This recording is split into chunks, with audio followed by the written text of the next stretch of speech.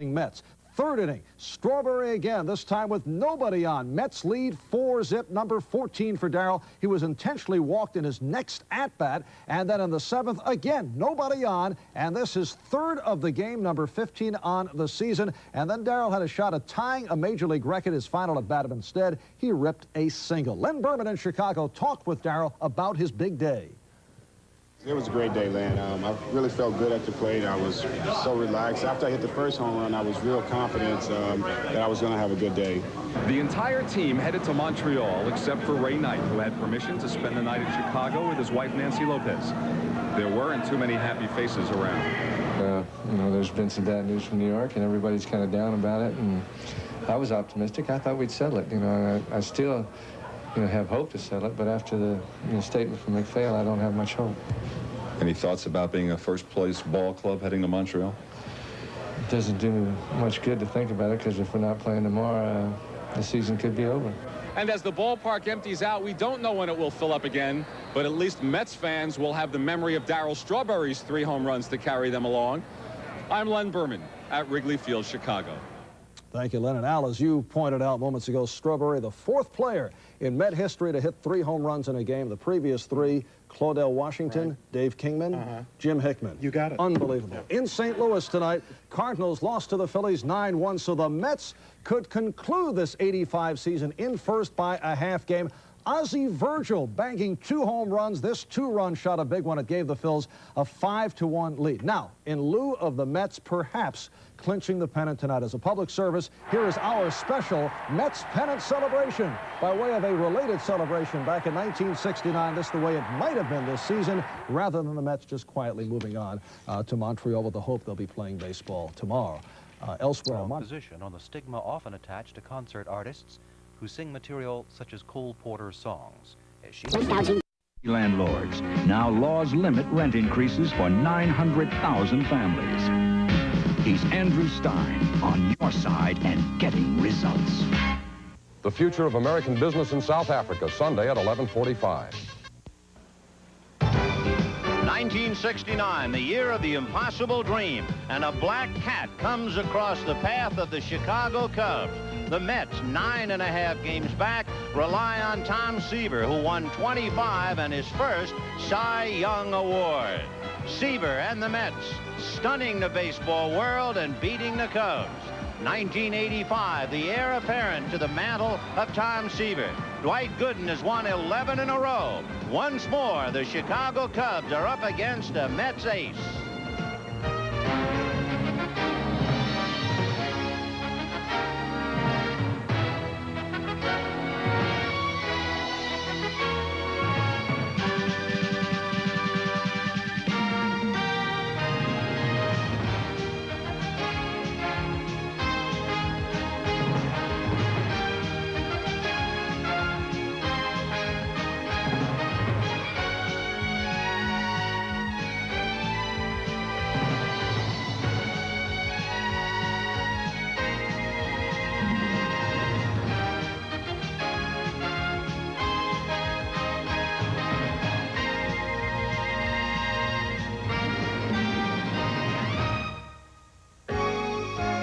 NBC Sports presents the Major League Baseball Game of the Week. Today from Shea Stadium, it's the Chicago Cubs versus the New York Mets. The Game of the Week is brought to you by light beer from Miller, everything you've always wanted in a beer, and less. By AT&T, in long-distance services, information systems, telephones, and computers, AT&T is the right choice. By Ford, who invites you to drive the new Ford Escort. Have you driven a Ford lately? And by Kentucky Fried Chicken. We do chicken right. On a hot, humid Saturday afternoon in New York, it's the Chicago Cubs and Ray Fontenot visiting Shea Stadium to face the New York Mets and Dr. K, Dwight Gooden. Hi, everybody. I'm Vin Scully, along with Joe Garagiola. The New York Mets with Gooden have won 5 straight, 11 out of 13, and they're really on a roll. Just listening to you say that, I'm thinking to myself, what if the ball players heard it? What would the reaction be? Here are the Cubs over there saying, who's going to play, how many guys we have healthy, and if we are healthy, we have to face Dr. K. The Mets are over there thinking, boy, if we can get 2 runs for this guy, we'll win it, because they are on a roll. In Montreal, they set a team record for most hits in a 9-inning game. Last night, they had 16. Hernandez is hitting like we know Hernandez can hit. 5 for 6 the other day. Mets got to feel good. And meanwhile, Jim Fry's going around counting healthy players. His starting pitchers have lost 25 turns in the rotation. That includes yesterday, where Dennis Eckersley came up with a bad shoulder. Dick Ruthven was rushed into the breach, and what happened? He was hit on the foot and had to leave. So the Cubs are going to be dodging the slings and arrows of outrageous fortune, and the Mets will have Dwight Gooden. We'll have the lineups after this.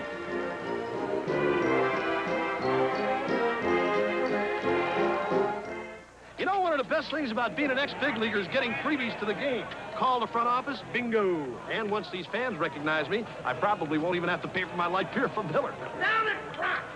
I love them. These fans know I drink light because it's less filling and it tastes great. Good seats, huh? You're in the wrong seat, buddy. Come on. Oh, I must be in the front row. Come on. Light beer from Miller. Everything you always wanted in a beer, and less. Good seats, eh, buddy? He missed the tag! He missed the tag! When you drive a tough Ford truck, there's one place you'll want to be. On the road again. My Ford truck and me on the road again. Work or play, there can't be any tougher friend. I can't wait to get on the road again. On the road again. Just can't wait to see what's around the bend. When you drive a Ford, you're driving with a friend. My Ford truck and me on the road again.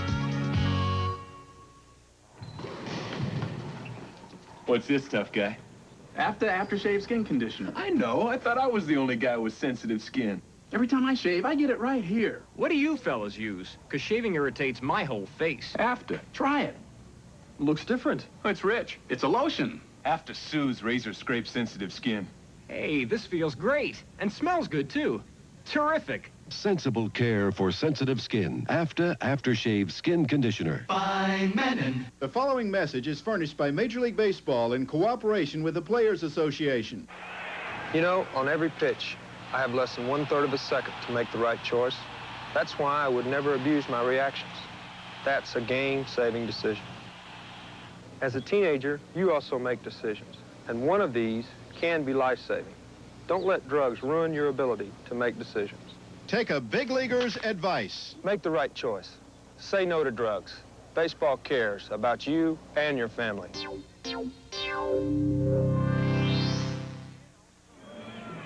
Hi, everybody, and welcome to today's NBC's Game of the Week. I'm Gary Carter, and I'll give today's Cubs lineup. Leading off will be Bob Denier playing center field. Playing left field and batting second will be Davey Lopes. These two guys we definitely got to keep off the base paths. They're the key to their lineup. Hot-hitting Ryan Sandberg will be batting third and playing second base. Leon the Bull Durham batting fourth and playing first base. Keith Moreland, their fifth hitter, will be batting fifth and playing in right field. Jody Davis, with 2 home runs last night, will be doing the catching and batting sixth. Chris Spire will be playing third base today and batting seventh. Larry Boa, the shortstop, batting eighth, and Ray Fontenot will be doing the pitching. Enjoy the game today and have a lot of fun.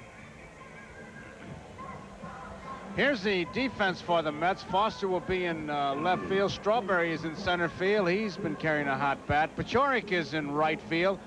Ray Knight, Gartenhire, Backman, Hernandez is at first base, and we'll have to keep an eye on Hernandez, whether he's in foul or fair territory when he's holding those runners on. It seems like they made a special case out of Hernandez. Carter is the catcher, and Dwight Gooden is on the mound for the Mets. And to quote Hernandez, Gooden has just been simply awesome. Well, a definition as we look at Davey Johnson of awesome. The numbers for Dwight Gooden, first of all, he is 17-3. His 17 victories equaling his total output of last year. The last time that Gooden lost a game was the end of May when the Dodgers beat him 6-2. He has won 11 straight to eclipse the 10 straight of Tom Seaver back in 1969. So Dwight Gooden going for a little water to load up, and then he will take on the Cubs. Hernandez, before the game, said he has never seen a stopper like this kid has been. He said Andahar with the Cardinals pitched well, but for all season, he has never seen a pitcher like Gooden. And he's been able to get his curveball over from what Hernandez calls the get-go, and his fastball just on the outside corner to right-hand hitters. He is in such a groove. So if he's in that groove today, we're liable to see something. Indeed. He is the third National League pitcher to have won 11 straight. Lamar Hoyt won 11. Andy Hawkins won 11. The longest winning streak of the year belongs to Yankee Ron Guidry, who won 12 straight. Every time you look at Dwight Gooden's numbers, you find something interesting. For instance, his earned run average, as great as it is, against the Cubs, it's much better than that. Against the Cubs, it's a little more than a half a run. Now, with 17 victories, he has Joaquin Andujar ahead of him. Andujar is 18-6. He has 5 shutouts. He has John Tudor ahead of him. John has 6. But Dwight leads the major leagues in strikeouts and an earned run average. They were talking to Jim Fry before the game, and one of the writers, I guess trying to make Fry feel better, he says, you know, Gooden doesn't have quite as good a record in daytime as he does at night. And Fry said, what's his record now? And of course he said 17-3. He said, does that mean he only strikes out 8 during the day? Well, this is the only 3 losses. As you can see, the Cardinals and Andujar beat him. Lamar Hoyt beat him, and Fernando Valenzuela. So he has only lost to the high rent district. And of course, with his complete games, he has as many as the combined staff of San Francisco, Philadelphia, and Pittsburgh, 11. And what you love about the youngster is his poise. I said to him, what is your ambition in life? He says, to hit a home run. And I said, if you do hit a home run, what will you do? He said, I don't think I could finish the game. I'd be too excited. I don't believe that. And we'll show the folks a little bit later on about how calm, cool, and collected he can be in a brief knockdown matchup in Montreal. But that's later on. Right now, we'll concentrate on the game. It is also each side of the coin. The Cubs have lost 5 straight. The Mets have not only won 5 straight, they've won 11 of 13. Ray Knight playing in on the grass at third, and Denier starts it on ball 1. Denier hitting .246, 15 RBIs, and Jim Fry says he is still bothered by that sore foot. Ground ball to shortstop. Up with it there is Ron Gardenhire. Low, dug out by Keith Hernandez. Gardenhire, of course, has been on the DL, so he's a little bit rusty in coming back to short, but he got his man. 1 away. Davey Lopes coming up. Lopes, a remarkable player, has stolen 41 out of 44, and he's bothered by an Achilles problem. But he's playing, and is he ever? Look at his numbers. Fouled away. 0-1. Against a guy like Gooden, you really have to try to manufacture things and hope that you can take away from his concentration. What I mean by that is if you get people on, you might run them, play hit and run, hoping that you do get a break with maybe a stolen base or a first and third situation to where he might think, yeah, I better hold them on a little closer and worry about the base runners. 1 ball, 1 strike. The Mets have done a number on Lopes. The prime aim of Carter and company is to keep Lopes off the base paths. He has only 1 hit this year against the Mets. And this is the 13th meeting between the 2 teams. Now back. Another turnaround by the New York Mets. Last year, they could only win 6 games of 18 against the Cubs. Going into this game, the Mets have already won 9 out of 12, and the crowd smells strikeout.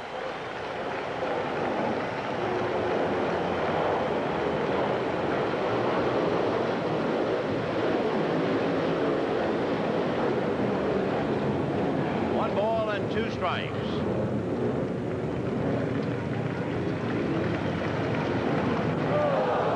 With the curveball, and the count 2-2.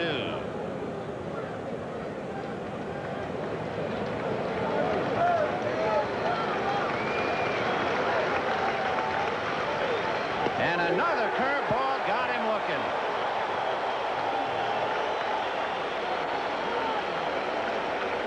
That's the curveball that Hernandez is talking about. It's an overhand curveball. There's really not a whole lot you can do. You can see stride, and you just can't pull the trigger because that fastball that he has, coupled with the curveball, it's just obscene. When he struck out Vance Law last time out, Keith Hernandez referred to Gooden and said he would have gotten Ted Williams on that pitch. And here is Ryne Sandberg. Fouls it away. 0-1.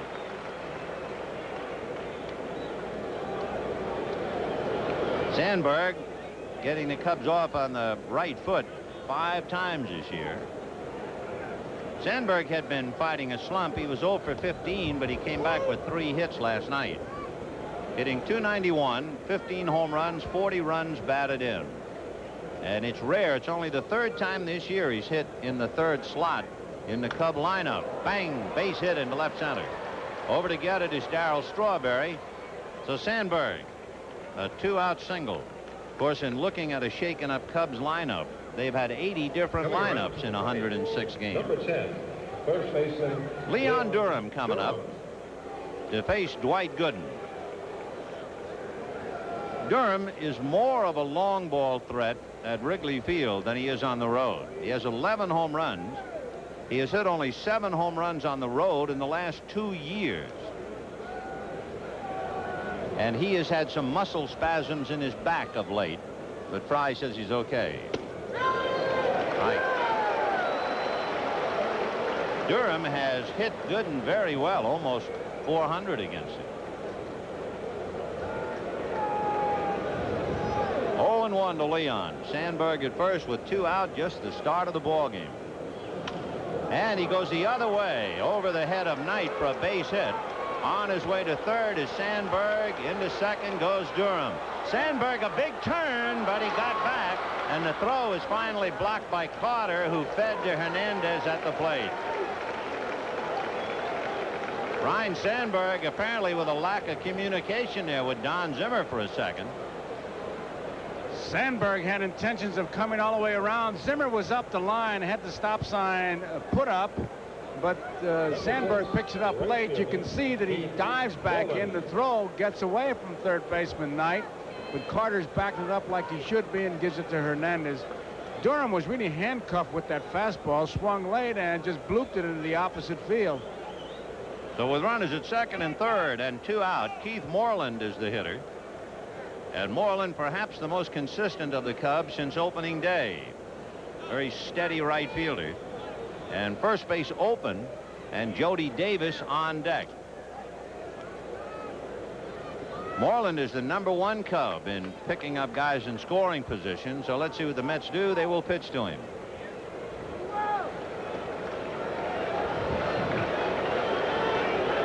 Sandberg at 3rd, Durham at 2nd, 2 out. Fastball line to center, base hit, and that's good for 2. Durham coming to the plate to score. Down to 2nd goes Moreland. 2-0 Chicago. A little surprised they pitched to Moreland.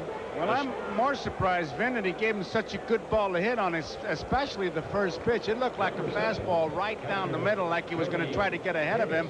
I mean, it wasn't to the outside nor the inside part of the plate. It was right down the middle, and he just wraps it. So they pitch to their #1 man. They give him a good pitch to handle, and it's to be expected. A line drive single to drive in 2. Moreland taking 2nd on the throw, and the Cubs lead 2-0. Jody Davis coming up.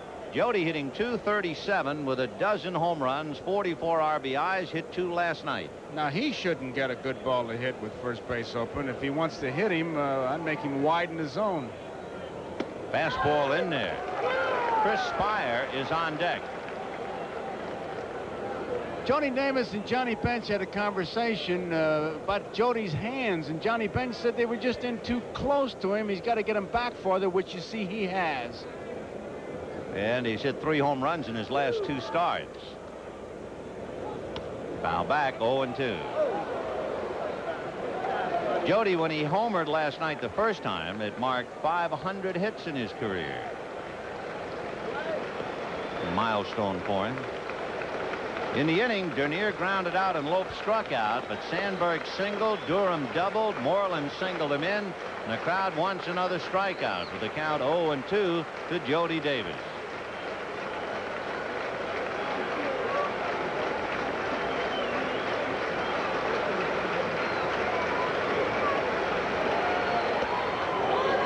One and two.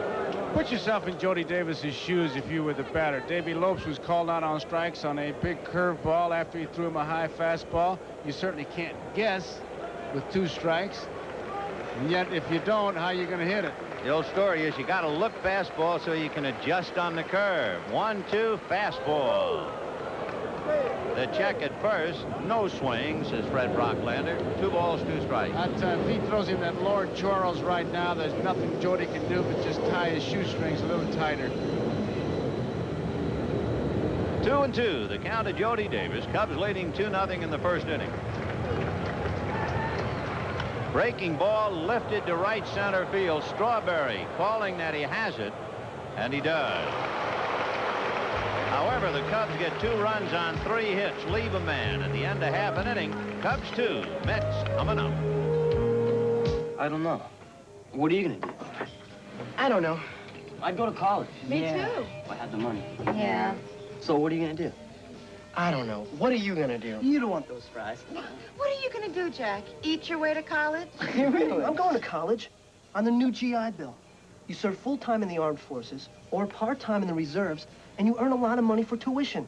The new GI Bill. Are you using that pickle? Now for young men and women in the armed forces. It's a great place to start. See your local recruiter. Tales of heartburn from Gaviscon antacid. Once a man ate all of Italy. Pasta with tomato sauce and garlic. In one night. And the garlic. And discovered the only thing worse than daytime heartburn. Heartburn. Is nighttime heartburn. Fortunately, there was Gaviscon, specially formulated so it not only gives fast relief during the day, it even works at night when you're lying down. Gaviscon antacid, it even works lying down. You know, a lot of cars out there have ride problems. Why? It may be their springs.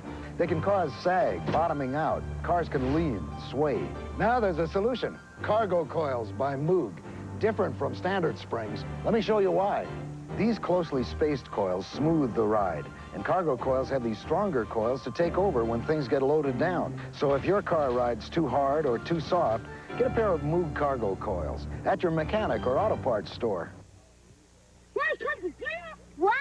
When you play telephone, if you can't hear everything, that's part of the game. But when you pay for calls, it's no fun. AT&T thinks that every long-distance call should sound as close as next door, and isn't that why you call? Want to try it, Phil? Calling anywhere, anytime, long-distance operators over a century of commitment. That's AT&T. The more you hear, the better we sound. AT&T, the right choice. Here's the Mets lineup. Wally Backman opens up at second base. Tom Paciorek makes a start in right field to get an extra right-handed bat in there. Keith Hernandez at first and Gary Carter behind the plate. Darryl Strawberry in center field. George Foster in left. Ray Knight at third. Ron Gardenhire the shortstop. Dwight Gooden the pitcher. And the Mets will be facing left-hander Ray Fontenot. Fontenot, 4 wins and 6 losses. 1-2 against the Mets this year and lifetime. The last Cub pitcher to pitch a complete game was Scott Sanderson on the 30th of June, although Fontenot has gone 8 innings twice. So it's a big load given to a starting pitcher to try and give the Cub bullpen a rest. And it'll be Backman, Paciorek, and Hernandez. Backman with an 8-game hitting streak. Ball 1. Especially tough inning, too, because the Cubs, Fontenot really has to keep the Mets from scoring this inning. He can't let those 2 runs that the Cubs scored get answered.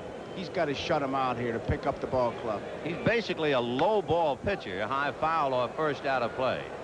In fact, no doubt in the Mets dugout throughout the afternoon as he pitches, the people in the bench will be hollering to the hitter, make him bring the ball up. He likes to live downstairs below the knees. He'd like you to swing at a pitch out of the strike zone. 1-1. He doesn't have any trick pitches, and he'll be around that strike zone all afternoon. Durham shortens up at the bag. The same for Spire at third. The outfield shaded to right. And a bouncer by the mound to the left of Boa. Larry has it and gets him.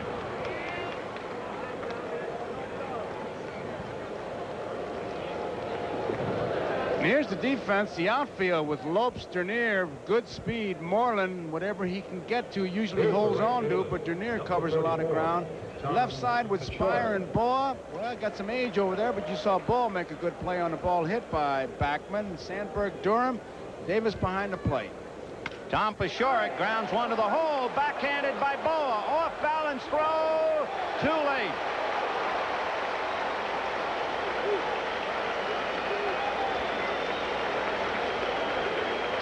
It was a close play. Boa really ranged far to his left, surprisingly. And he backhands that ball and gets off a good throw. Makes it a very close play.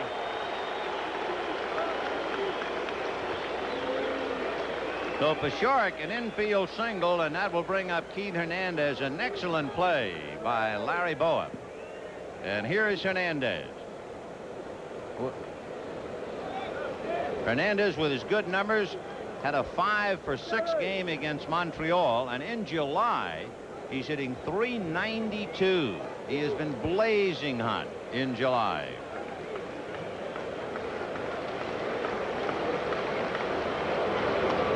Ball one.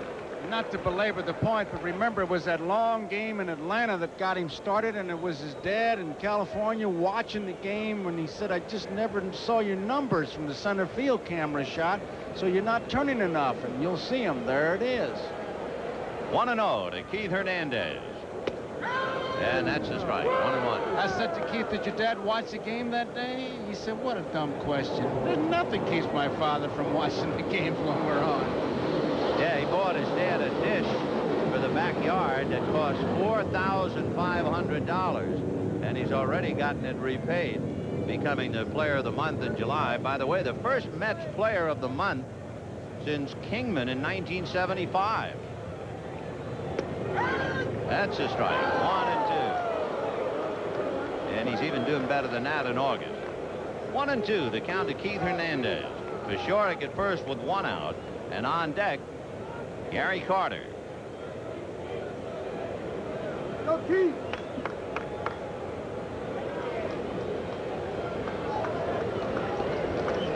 Paciorek doesn't figure to do much running, and Leon Durham directly behind him. Last night, and that's always my pet peeve anyway, it cost the Cubs the game by having Leon Durham on the bag. Fouled away. So many times we keep pointing out the fact that a first baseman is on the bag against someone who can't run. And last night, Leon Durham held the corner on pitcher Roger McDowell. And Dykstra hit a ground ball. It's otherwise an out. It's into the outfield. McDowell moves into scoring position. Backman single picked him up. Fry's thinking for that was they were expecting Dykstra to be bunting at any time. And he was protecting more against the bunt than he was the run, and got burned. 1-2 the count to Hernandez. Way inside. 2-2 to Keith. 2-0 Chicago in the first inning.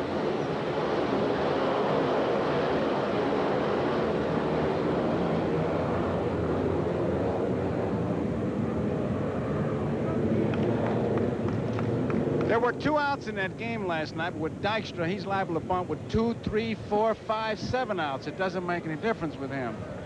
2 balls, 2 strikes. Breaking ball hit foul down the right field line, out of play. I'll say one thing about the Mets. They are unaccustomed to coming from behind with Dwight Gooden. Gooden allows 2 runs in the first inning. Keep in mind the fact he has not allowed more than 3 earned runs in a game all year.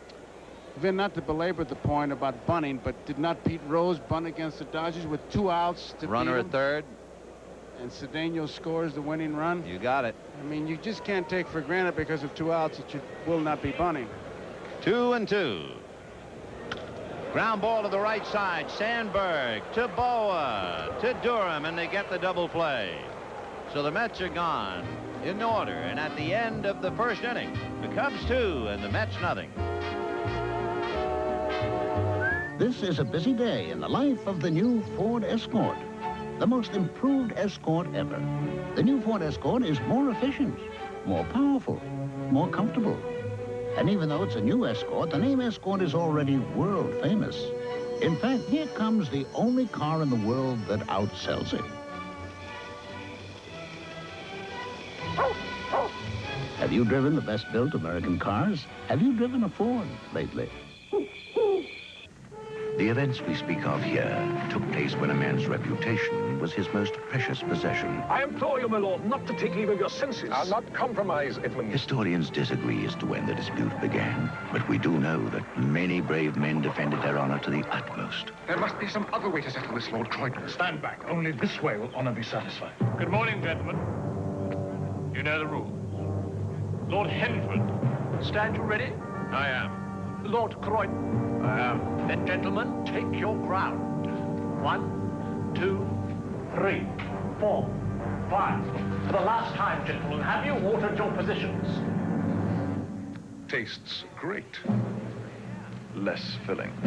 Tastes great. Less filling. So be it.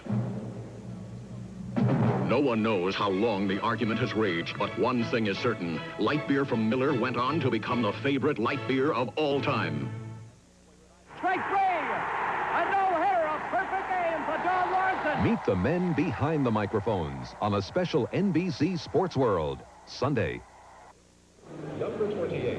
Second inning here at Shea Stadium in New York. The Cubs leading the Mets 2-0 with 2 outs. Sandberg singled, Durham doubled him to third. Moreland singled up the middle to drive in 2. So Dwight Gooden shaken up. Now has to pull himself together and go after Spire, Boa, and Fontenot.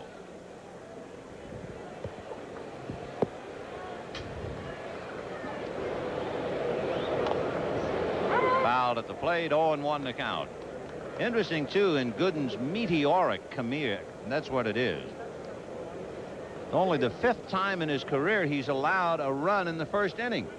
Can you imagine that? And here we got 2 today. Ground foul outside of third and down the line. And that includes on the playground, too. On July 4th, the Braves got to him for 2 runs in the first inning. So it's really headline news to score against Gooden early like that. 0-2 to Spire. Fastball got him looking.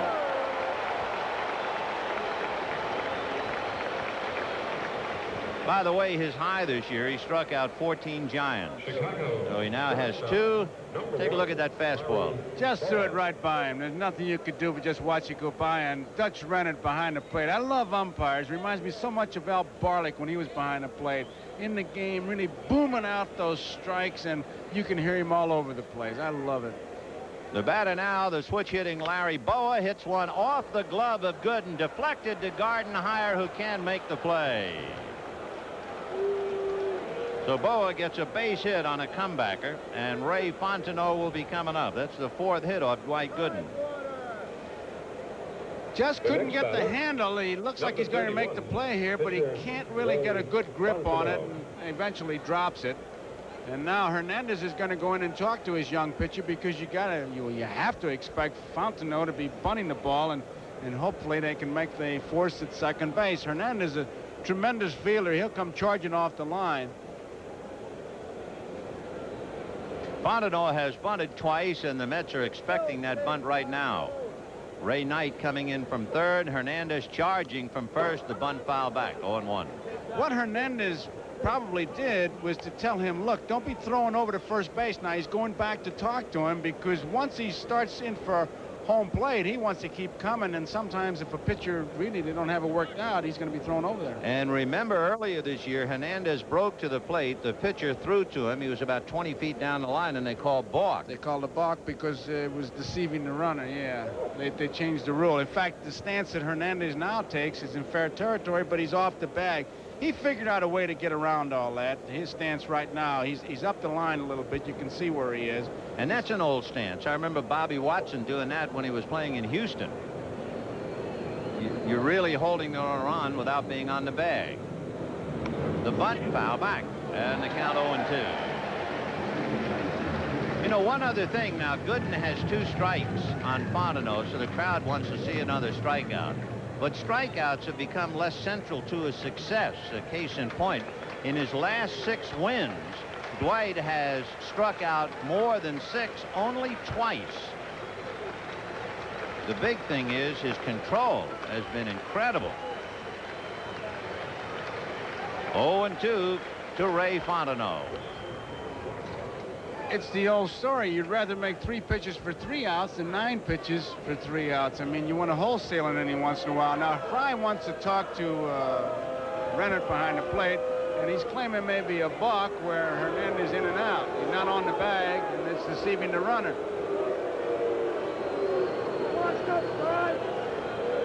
I think Benny's almost basing it on what we had just talked about, that previous yeah, except play. of course they were talking about 15 feet. Now he's only about 4 feet. That's a thoroughly legitimate maneuver as we understand it.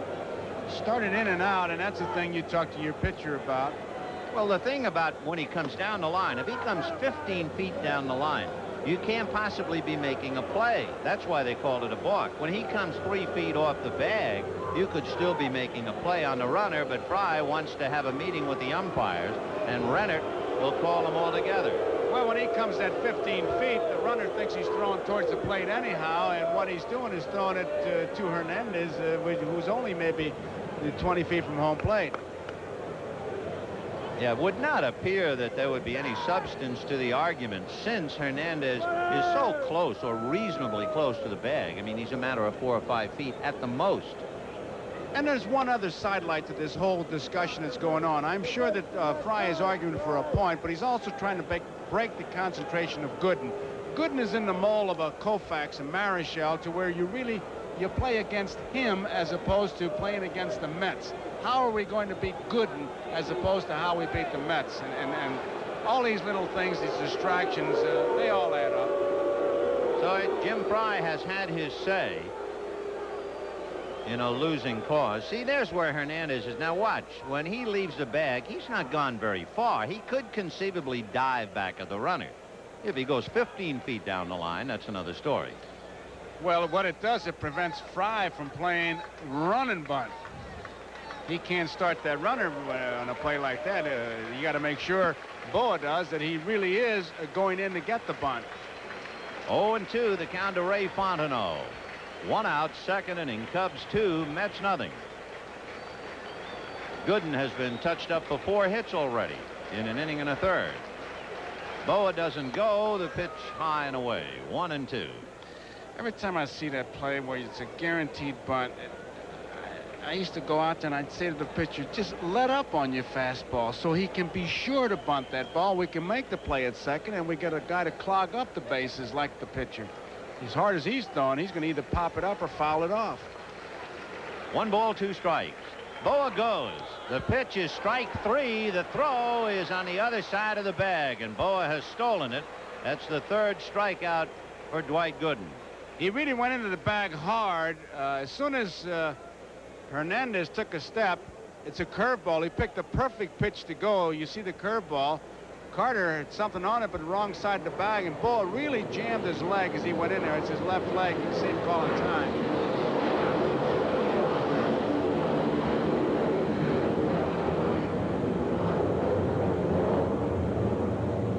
Larry Boa, who has certainly given up some things to time, but nevertheless, he still has that good base running instinct. He's stolen 5 out of 6.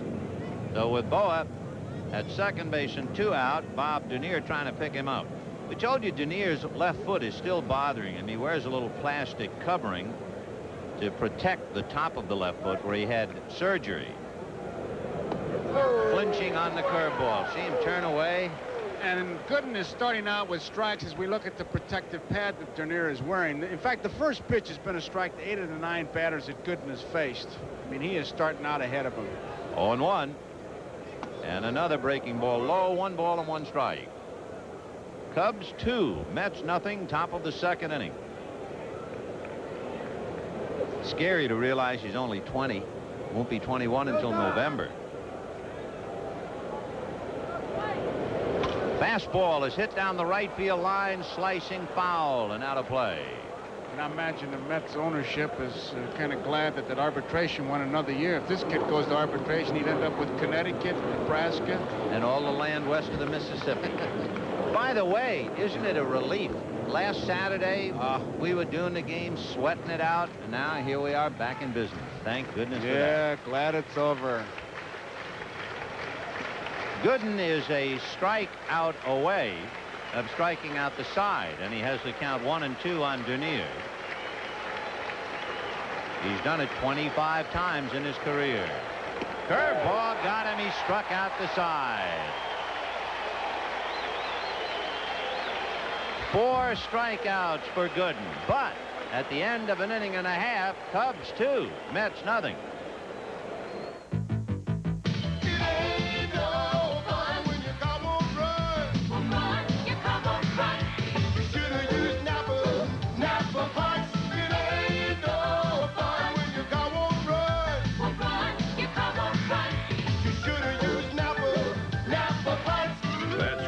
Depend on quality Napa parts to get you going and keep you going. Do it right. Always use Napa parts so your car will run Napa brand new. When you start something good, everyone wants a piece of it. Take light beer from Miller. Now there's lots of light beers out there saying they're less filling. Heck, that was the easy part. The hard part is brewing a light beer that tastes great. That's why Light's always brewed only with the finest ingredients. To let all that great beer taste come through, for guys like you and me. The taste that's made light beer from Miller, America's favorite light beer. Hey, I always thought it was easy opening can. One man running for city council president has taken on the big boys. He took on crooked nursing home operators. They went to jail. Now seniors get better care. He took on powerful landlords for harassing tenants. Now thousands of renters will get attention. He took on $1 billion company in the subway car scandal, and the city got back millions for mass transit. He's Andrew Stein, on your side and getting results. An American tradition continues. In 1978, it was dubbed the modern-day shot heard round the world. Bucky Dent's 3-run homer helped clinch one of baseball's greatest comeback seasons. Next Saturday, the intense rivalry continues as the Yankees host the Red Sox or the Royals meet the Blue Jays. The tradition is here. The memories are waiting. Bottom of the second inning, the Cubs leading the Mets 2-0. Gary Carter, Darryl Strawberry, and George Forster in that order. Seeing Carter come to the plate, and we'll use the time now to set it up. The Mets found out something else about Dwight Gooden, and they found out about it in Montreal when Gary Carter had an at-bat up there. The game featured Dwight Gooden pitching against Bill Gullickson. But we don't want to get in the way of Carter's at-bat now, but we'll show you what the Mets found out about their 20-year-old phenom. 4-1. Carter could be headed for his lowest RBI total in the last 5 years. He has 54. Last year, he had 106 to tie Mike Schmidt for the National League RBI title. He has come awake and driven in 13 runs in his last 11 games, but he does have that bad knee, remember, and it has to hurt him. 2-0.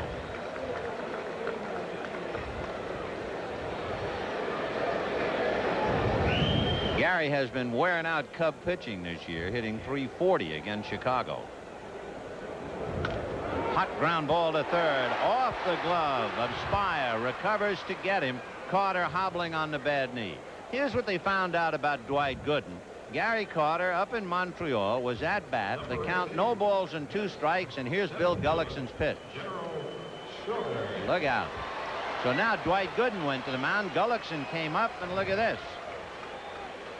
And what was interesting, Gooden immediately went right back to work. There was nothing said. He came into the dugout. He said to Carter, "That was for you." Gary said, "Oh, great." He backs up his hitters, and that was that. I bet you knew of pitchers whom you would beg to knock down a hitter and wouldn't do it. I'll not name him. No. But I'll tell you, I was with the ball club that we had a knockdown contest. I almost got into a fight with this particular pitcher and never did catch him again because he would not throw. 2 balls and 1 strike to Darryl Strawberry.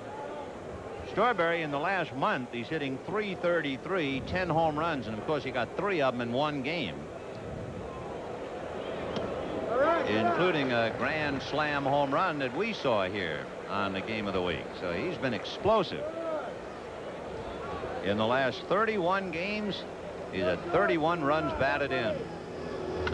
A line drive down the right field line and in the corner. Chasing it is Moreland. Darrell into second base and holding with a double.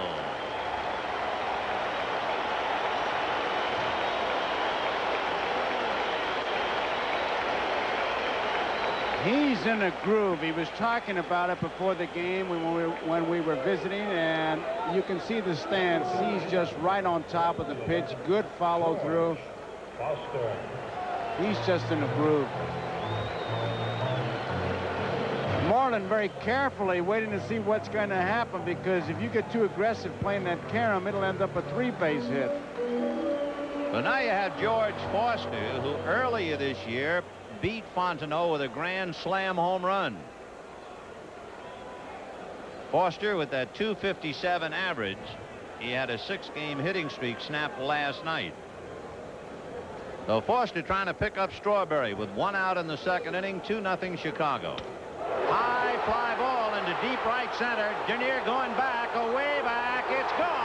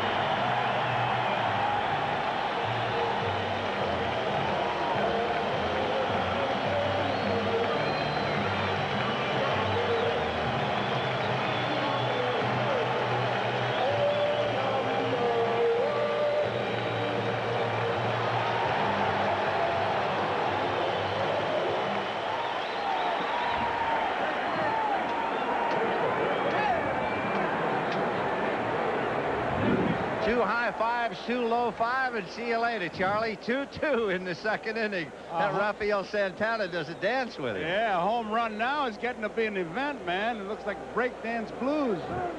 And here is Ray Knight. Ground ball to the hole. Backhanded by Boa. Off balance throw. Got him. Dug out by Durham. Boa has shown great range today. He made a real close play on the ball hit by Paciorek, and he backhands this one. Spire can't come close to getting it. Look where Boa gets it, and 2 steps into the outfield, running away from where he has to throw to, and gets him in pretty good shape. Not that Ray Knight is going to set any track records, but it was a good play by Boa. So Larry Boa coming up with his second great effort, going into the hole at short. And Ron Gardenhire at the plate, taking ball 1, 1-0. So a 2-2 tie. We might have ourselves quite a scramble here today.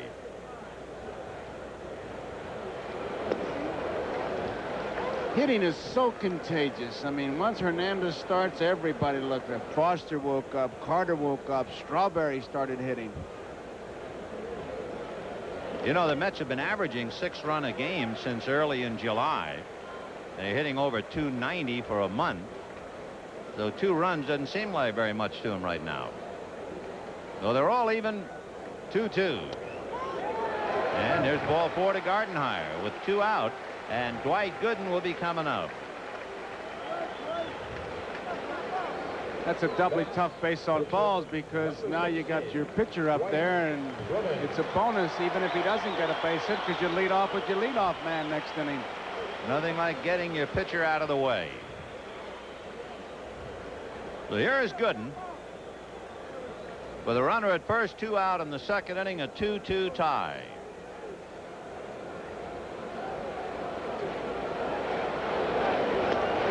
Boy, he was dreaming of home runs on that swing. I tell you, you got to bear down on him, because he concentrates as much in the batter's box as he does on that mound. He doesn't say, well, I'll go up there and get out of the way. He wants to get himself a base hit. Ground ball hard to third. Spire the short way to Sandberg, and they get the 4th. But the Mets get 2 on a double by Strawberry and a home run by Foster. 2-2 at the end of 2. We'll be right back after these messages from your local station. Tonight, the 60s reunion rolls on with Karen Valentine, Leave It to Beaver's Ken Osborne and Barbara Billingsley, Tab Hunter, and the Mamas and the Papas. It's our time tonight. The world is waiting. We can take you there with Air Canada style. See how much we care. World class, worldwide. World class, worldwide. So fly Air Canada for all the best you deserve. All over the world. World class, worldwide. Air Canada. It's your money, son. But if you want my advice, buy another Subaru. Sure, Dad.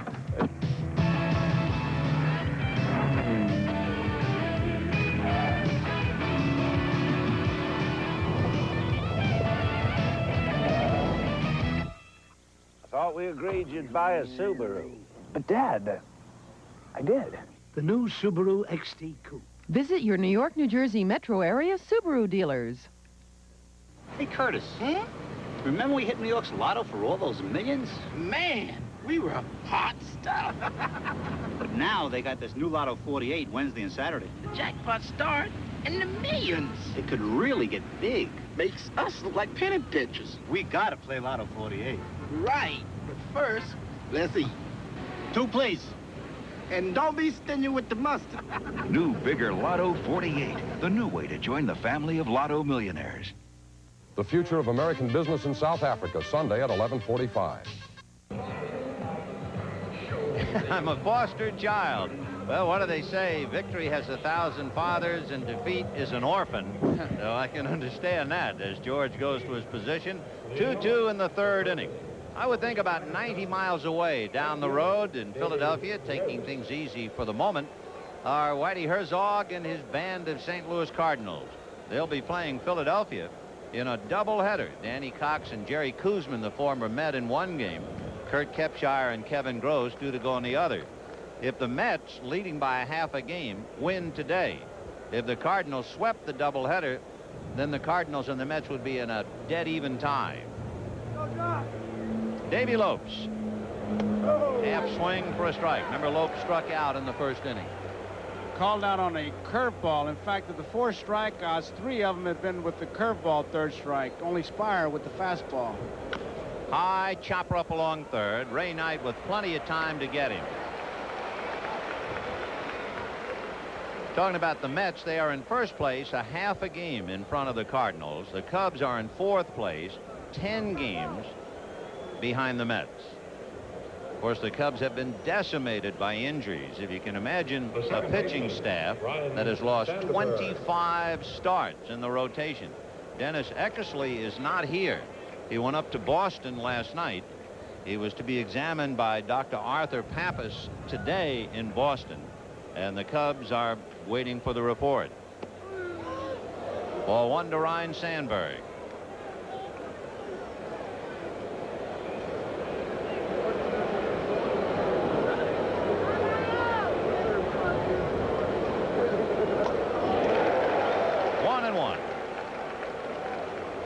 We were hearing horrendous reports of how hot and humid it was going to be in New York, but the weather has broken. It is a lovely day here. So that will not be a factor today. Oppressive heat perhaps taking something out of the pitchers. 2-1. Sandberg followed by Durham. 2-2, top of the 3rd. Look at that rise in the standings. Like to own stock to go that way. Fouled away. Gooden, in addition to his great stuff, is another one of those pitchers who for a split second will take his eye off the target. And if you don't think that's distracting to a hitter, you think about it. He can throw around 90 miles an hour and he's not even looking at you all the time. Well, with 2 strikes, the crowd comes alive again. Remember, he has 4 strikeouts in the first 2 innings. Breaking ball, but he missed with the curve. 3-2. Here's his delivery. Watch his eyes as he gets ready to. He's going to be thrown, and right there, looks away. Fastball is lifted to center. Strawberry has a bead on it.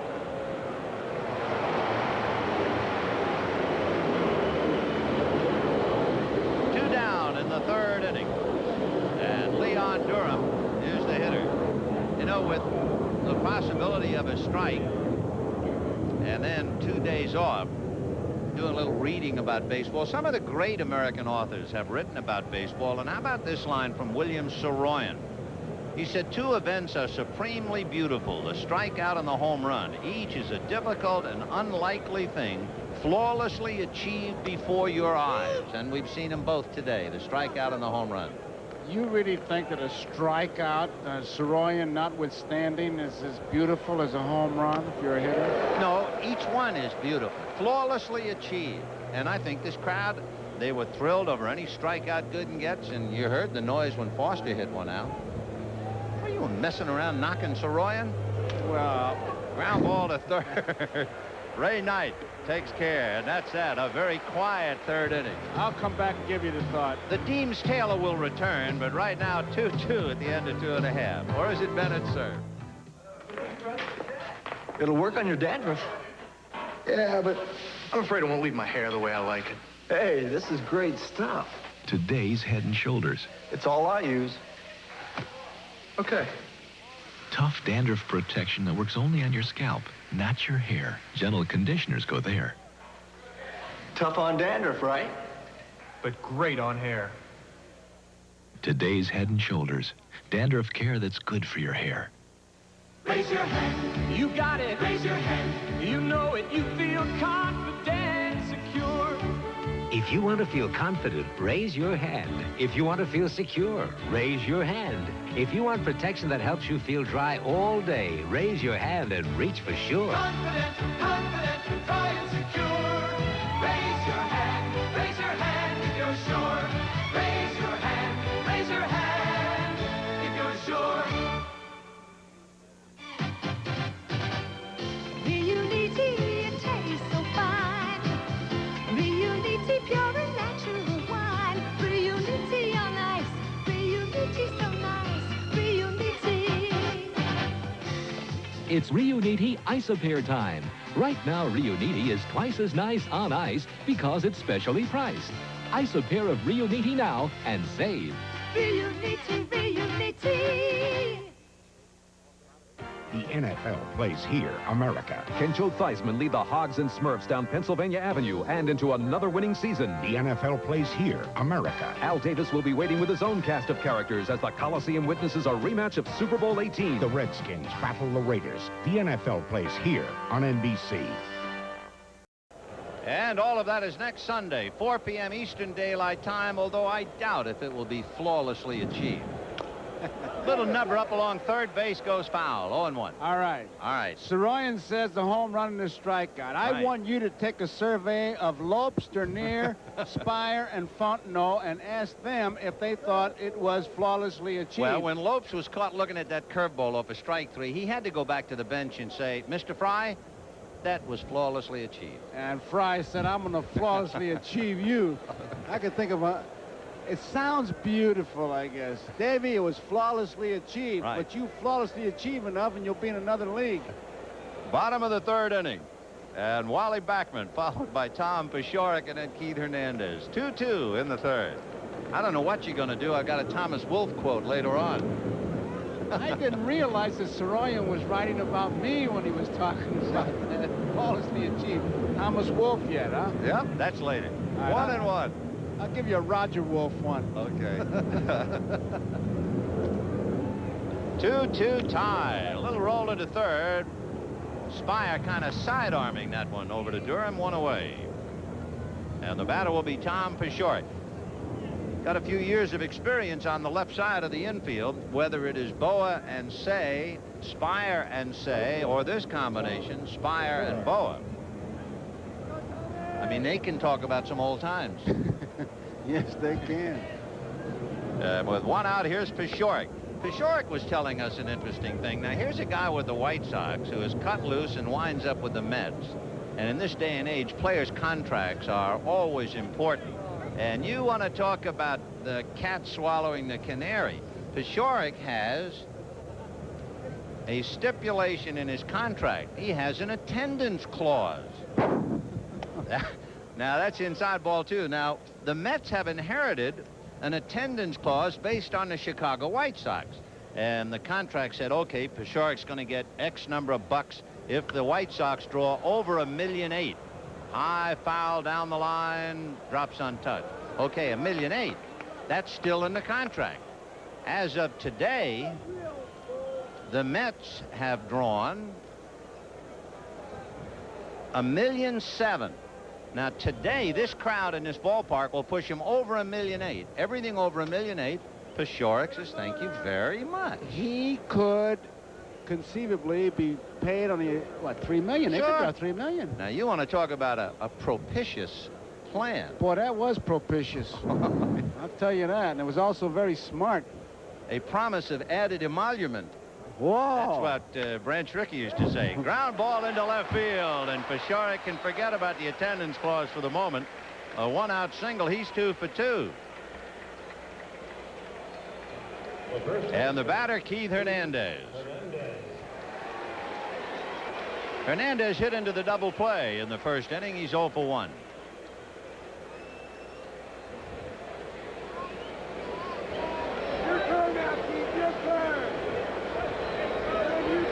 Two runs, 4 hits, and no errors for each side. And again, they are not holding the bag on Pashorik.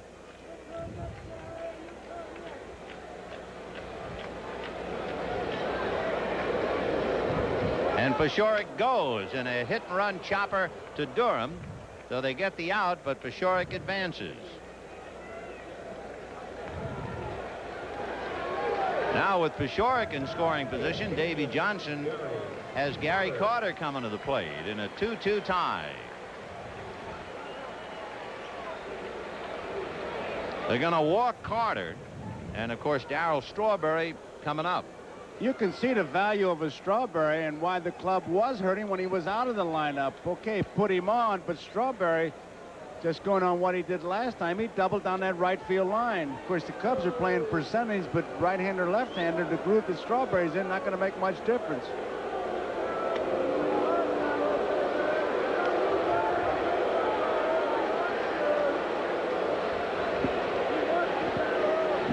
So in a moment, Darryl Strawberry will be coming up with 2 men on.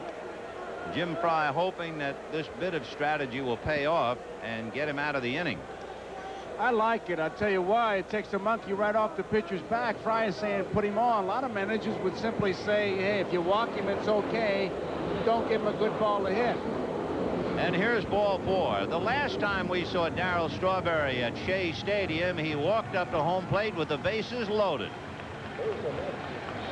High drive into deep right center field. Back goes Washington. Grand slam home run.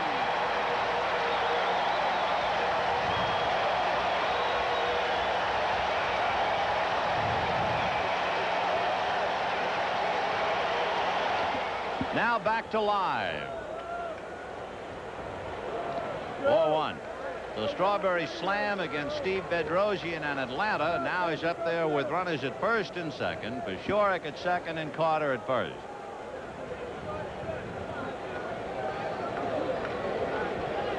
One and 0.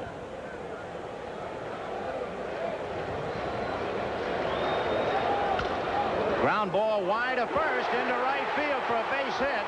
Here comes Pashorik. Moreland's throw to the plate. He scores. Down to third goes Carter.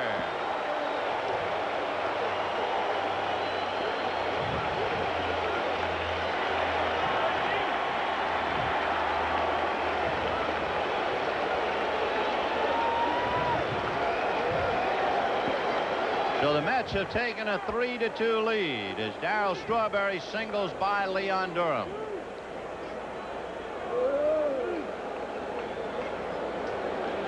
The next batter, left fielder, George Foster. Gary Carter allowed to go to third when the throw came to the plate. And now George Foster will hit the 2-run home run in the second inning coming up. And remember, he hit the first pitch the last time up. 2 down. Runners at first and third.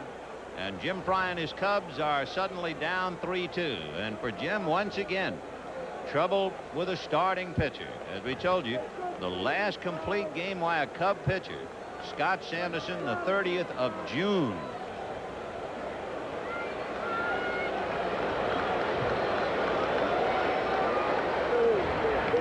Strawberry at first, Carter at third.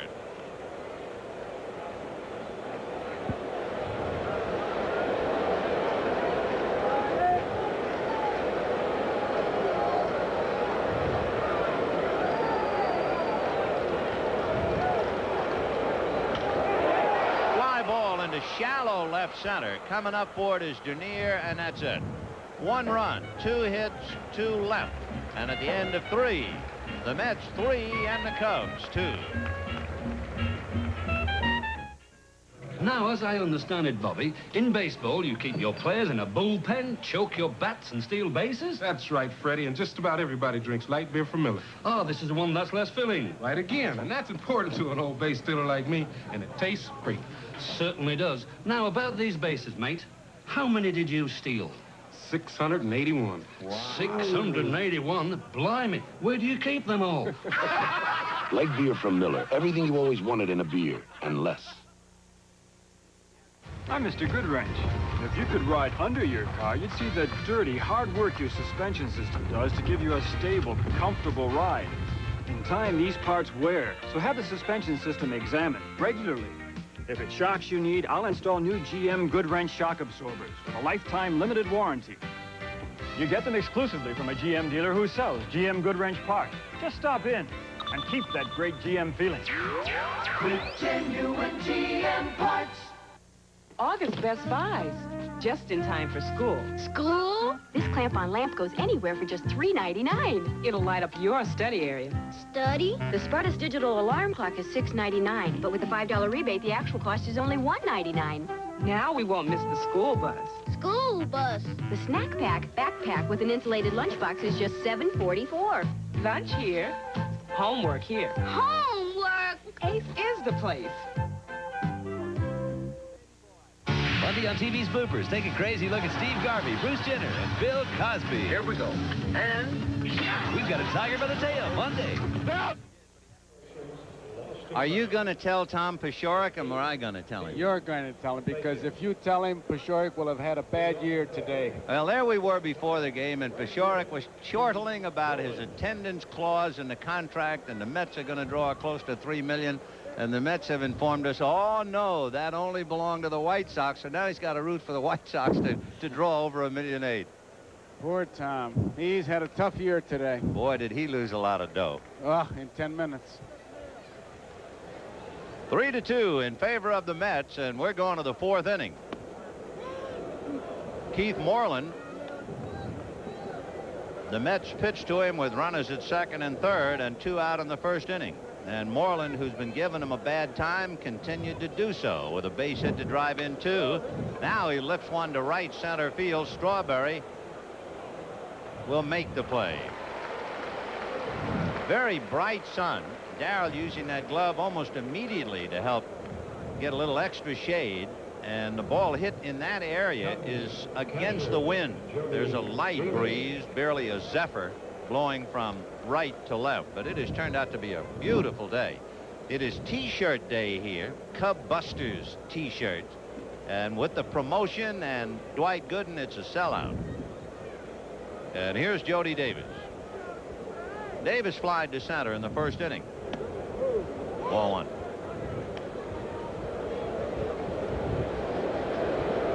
Look at that. That's making the most out of things.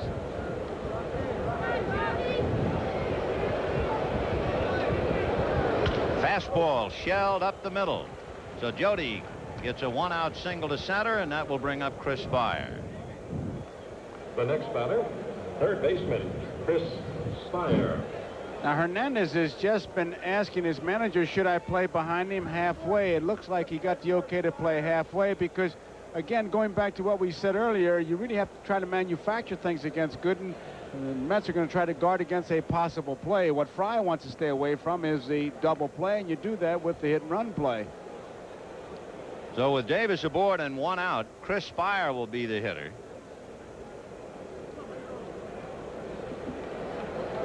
The 3-2 Mets. Ball 1. For whatever reason, Spire has really come alive against Mets pitching this year. Lifetime, he's hit .250 against New York. He's hitting almost .430 this year against them. 1-0.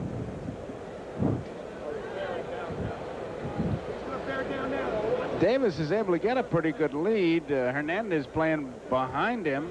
And grabbing him. A little cat and mouse going on back there. Look at him hitting him on the leg. And there he goes. Fouled away.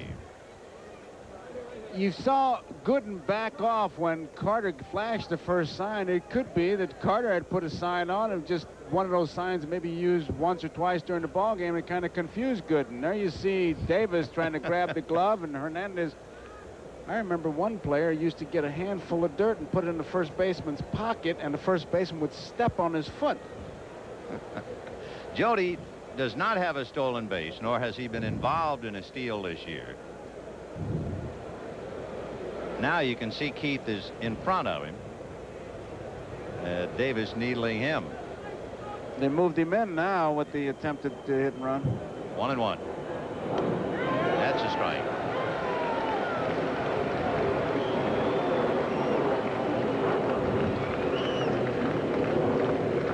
Dwight Gooden leading the Cubs 3-2. We're in the top of the fourth inning.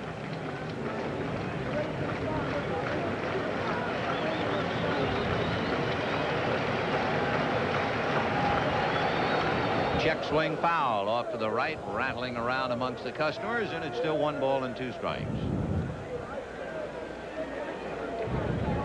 Top of the fourth, 1 away.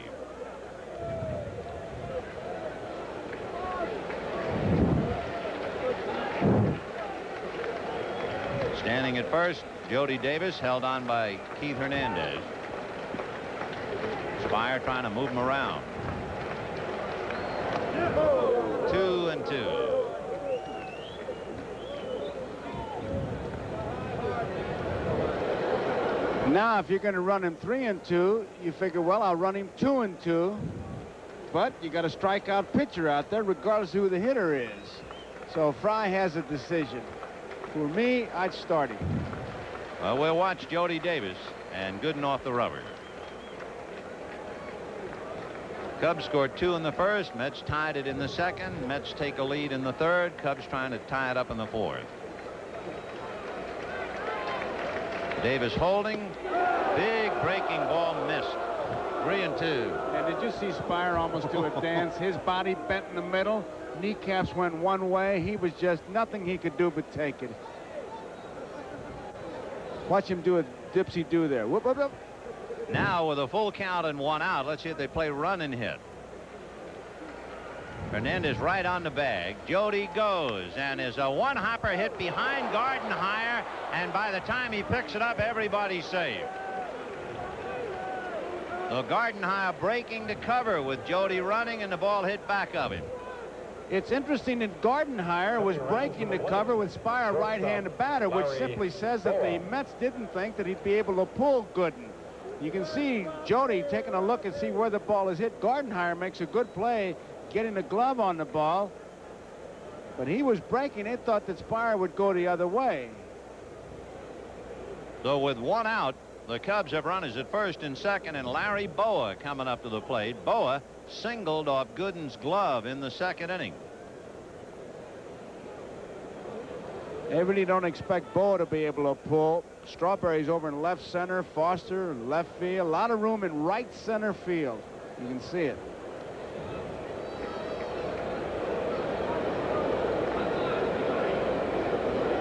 Jody Davis, the tying run at second, Chris Spire at first. The outfield relatively shallow and shaded to left. Strawberry is up, as is Foster, and that's a strike.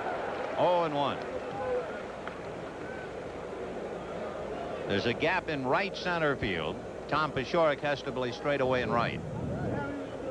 No speed, of course, at second base, representing the tying run. Jody Davis trying to take as much of a lead as he can. You see how Gooden is perspiring, you can understand why he wears a long sleeve shirt, to try and sop up the perspiration, keep his hands dry. 0-1. 1 ball and 1 strike. That was his fastball, but that was not a really good Gooden fastball at all. Was not in a good spot either, which is a bit unusual. 1-1 to number 1, Larry Bowa. Fastball sliced down the left field line. Foster in pursuit. Foul ball. 1-2. Surprised that Gooden has been shaking Gary Carter off as much as he has. It makes you kind of think that maybe he's just shaking him around, because the last time they worked, they were in real good sync. Bowa has retired the side once in order. He's been struggling a little bit.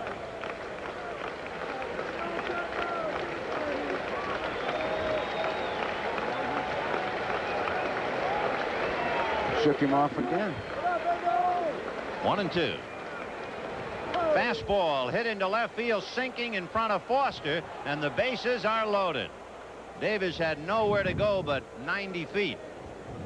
So bases loaded, 1 out, and Ray Fontenot coming up. And Hernandez, ever alert, is coming in, and if nothing else, as we look at Jim Fry saying, hey, be alive for anything now. Fontenot, you might remember, in what appeared to be a bunt situation in the second inning, did not appear to be too handy with the bat. As a bunter, if you're thinking squeeze, he's had just 1 hit all year. You'd have to think that, and you'd also have to think he's just going to try to lay that bat on the ball. Knight is in close at third base. And the same for Hernandez, poised and at the ready to charge from first. Full swing foul. 0-1. Davis at third, Spire at second, Bowa at first. 4th inning, 3-2 Mets.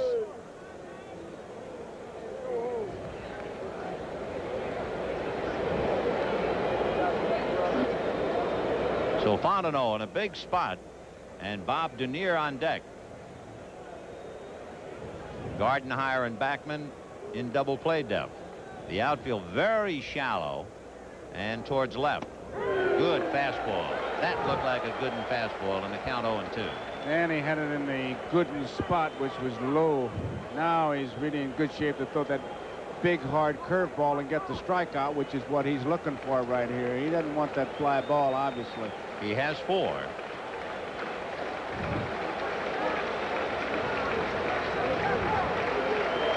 Two. Hit foul off third, down the line, out of play.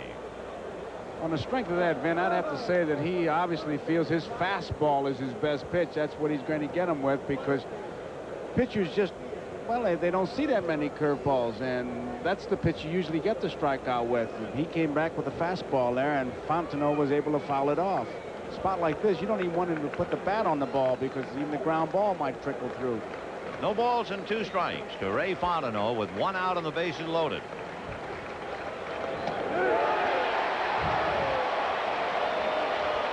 Another fastball. That's 5 strikeouts for Dwight Gooden. There you can see where he ranks in the league. Way out in front. Hang another K. And the batter will be Bob Denier.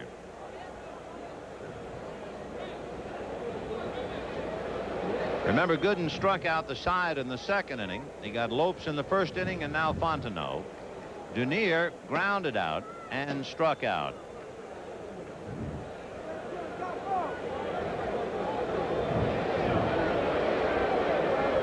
Started him with a curveball and got it over. Interesting that Fontenot, he gets him with the fastball and starts him off with just a perfect curveball low on the outside corner. And there was no way, I'm sure, Fontenot could touch that pitch, but he still got him with the high fastball out of the strike zone. So Carter is looking for that curveball, and it could be he just found it. And another one in the dirt. 1 ball and 1 strike. Bases loaded, 2 out, top of the 4th. Mets 3, Cubs 2. Carter blocks his curveball nicely to keep it from getting by him. Could have cost him a run right in front of it.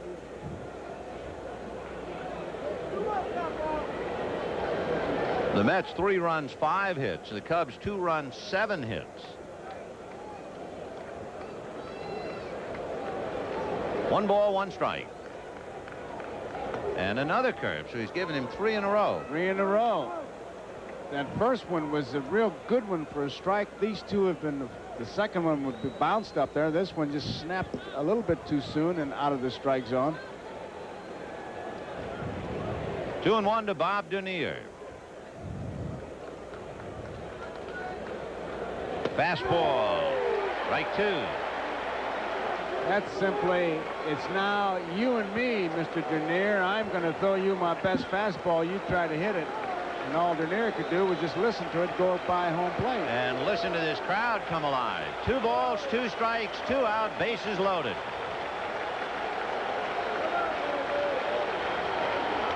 High number over the mound. Gardenhire charging, picked up by Backman on the bag.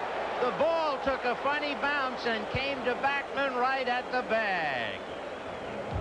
He was almost screened on that play. And the Cubs lead 3. And at the end of 3.5, Mets 3, Cubs 2. You know, when it comes to being a champion, size isn't everything. Who knows better than Doug Flutie? The main thing is you gotta be tough, like the small-size Ford Ranger. It packs plenty of V6 power up here. No other small V6 pickup beats it for power. And down here, there's independent front suspension. Real tough. Okay, go long. And the Ranger's cab is high and wide. Hey, do that again, Doug. What do you want, another miracle? Hey Sport, do we have goods for you at Sears' $97 Super Sports Sale. It's our lowest price of the year for all the gear that you see here. Save $62 to pedal or $52 to pump. Save $62 to stroke or press. Save $62 to cycle or $22 to bike or camp for $32 less. So run, don't walk for our lowest price of the year. There's more for your life at Sears. Over the years, we've watched old number 51 retire a lot of ball carriers, but tonight we're going to retire him. So let's do it his way. Turn over those wine glasses and bring on the Lowenbrow. Must say something more somehow. Just remember, if you guys start messing up, I'm coming back. Let it be Lowenbrow. July 31st, 1985. Arlington Park, Chicago, engulfed by fire. But the flames of destruction could not singe the spirit of America's Turf Classic. An international field awaits the challenge of the Arlington Million. The race is on, August 25th on a special NBC Sports World. Here's that play again. Now watch the bounce as it gets over Gooden's head. Dernier really doesn't drive the ball. It looks like Gardenhire is going to make the play, and whoops. All of a sudden, it's Backman stretching. Boy, that's what happens when you're not really, things are going bad for you. The Cubs, 3 base hits, do not score a run, and then inning is ended with a play like that. And into the bottom of the 4th inning we go. The Mets 3 and the Cubs 2. The Mets will have Ray Knight, followed by Ron Gardenhire, and then Dwight Gooden. Ball 1, 1-0. Knight is another fellow who's been swinging a hot bat of late. The last 3 weeks, he's hit over 320, and that's good news. The Mets, of course, have been worrying about Knight all year. And he lines it to left, coming up and making the catch is Davy Lopes. 1 away. What was it Clint Hurdle said about Howard Johnson? Because Johnson has been hitting a little ground balls to the second baseman. He said, Hurdle said, Johnson is going to write a book called The Summer of 4 to 3. That Hurdle's done a good job for these Mets. He sure has.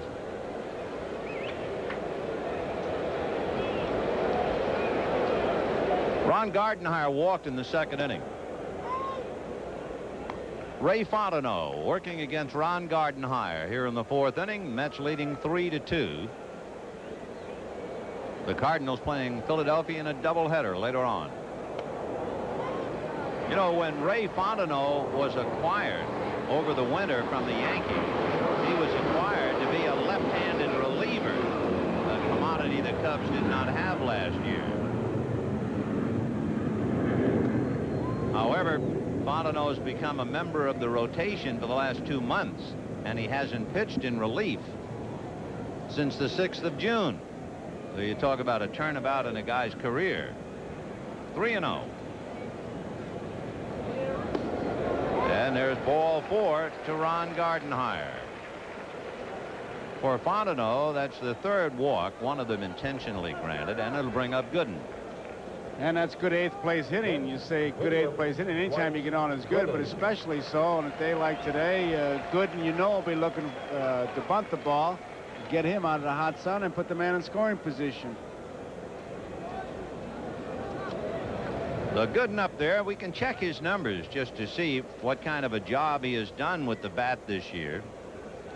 He has a half a dozen sacrifices. Only Ed Lynch has sacrificed more. There's the bunt.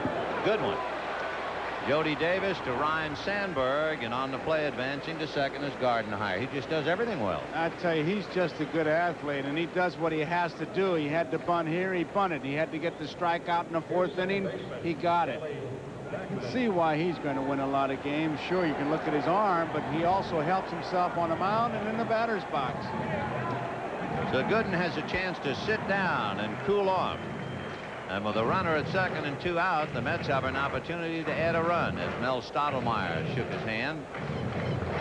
3-2 New York. Bottom of the 4th inning.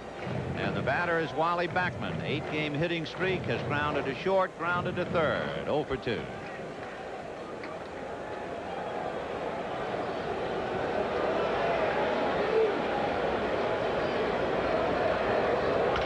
Ground ball to shortstop. Boa cranks up and gets him, and so they leave Gardenhire at second base. And at the end of 4, it remains Mets 3, Cubs 2. We'll be right back after these messages from your local station. Tonight, Hunter gets pushy Hardly an accident. when a deadly eavesdropper drives him crazy. You got a real nutcase here. Hunter, tonight. This is Meineke Discount Mufflers, the only place you can get the Everlast muffler. That's quality. And I'm your local man from Meineke. We're trained exhaust system specialists on American and foreign-made cars. That's know-how. We're open from 8 in the morning till 6 at night and all day Saturday, and that's convenience. And that's Meineke Discount Mufflers. Know-how, convenience, and quality. And you'll love the price. Installed from $18.93 to $26.95. Visit your local independently owned Meineke shop today.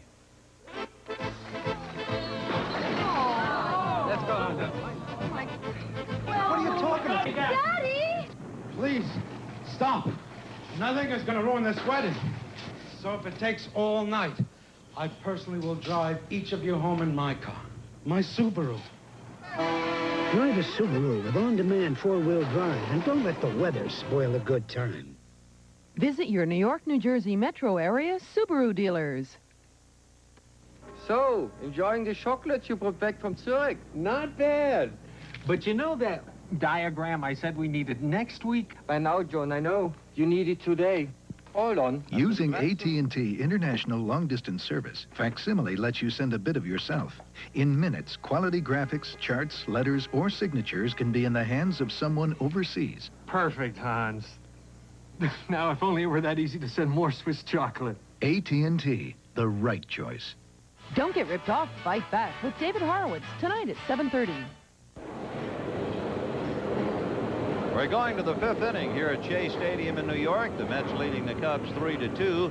And we'd like to remind our viewers we'll be selecting the NBC Light Beer from Miller player of the game at the conclusion of the ballgame. Davy Lopes, Ryan Sandberg, and Leon Durham in that order. He has struck out and grounded out. So 0 for 2 today. Davy is struggling against the Mets this year. His batting average against the Mets is .045.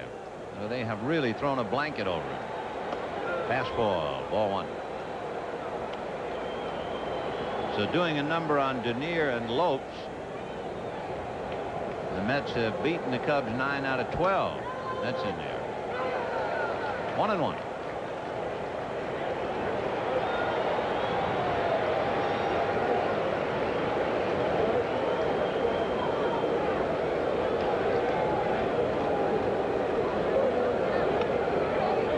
Two balls, one strike.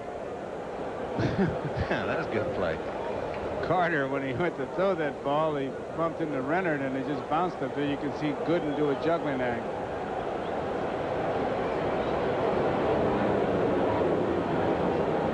Two balls, one strike to Davy Lopes. High pop fly. Backman is calling on the grass.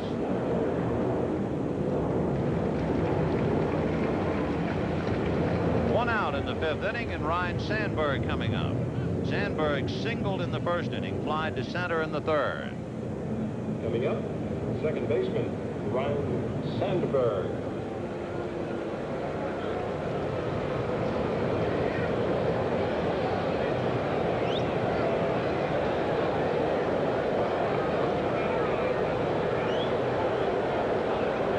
Dwight Gooden trying to win his 12th in a row and trying to match Joaquin Andujar in wins with 18. Strike. Oh, Dutch. When you're catching and the umpire does that, it just makes everybody alive. Of course, he gives you strike one. Most of them will just go, ah. Fastball fouled away, so he has 0-2 to Ryan Sandberg. Gooden with a record of 17-3. He could have the fewest defeats for a 20-game winner. Remember, Ron Guidry in 1978 went 25-3. The last National League 20-game winner to have so few defeats, Preacher Rowe of the Brooklyn Dodgers. He was 22-3 way back in 1951. Curveball got him looking.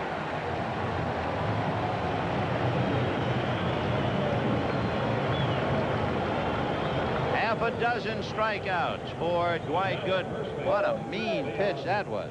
And keep in mind that two of them, the strikeouts, have been on fastballs. Fontenot on that high fastball, and then Spire took one. But the rest of them, you can see the curveball is his third strike pitch after throwing that blazing fastball.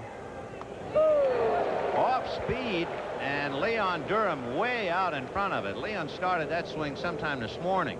That's the first one he's thrown today.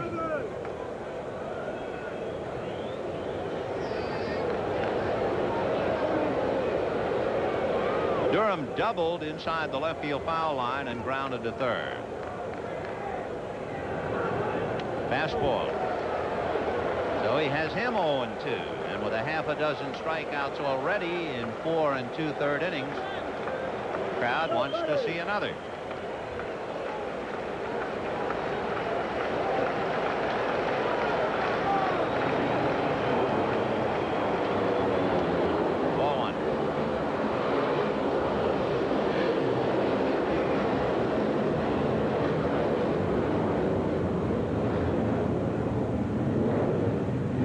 You really get the feeling you're playing this game on a runway, don't you? Oh, it is tough. It is very difficult. Talk about noise pollution. 2-2. He really tried to overthrow that curveball. Oh, he didn't try to overthrow it. He overthrew it. He really tried to throw it hard and snap it off. You could really just see it squib out. 2-2 to Leon Durham. Fastball and a little pop fly back a short. And there's Gardenhire fighting the glare and made a good play. Boy, that sun is murder, but he was able to stay with it. And at the end of 4 1/2, 3-2 New York. No matter how things change or how we live today, the best things in life are done the original way. Enjoy something original. Secret herbs and spices taste naturally better somehow. Kentucky Fried Chicken original recipe. We've been doing chicken right for 40 years. We're not going to change it now. Kentucky Fried Chicken. Enjoy something original now. My daughter said, "Oh my gosh, Mama, tornado."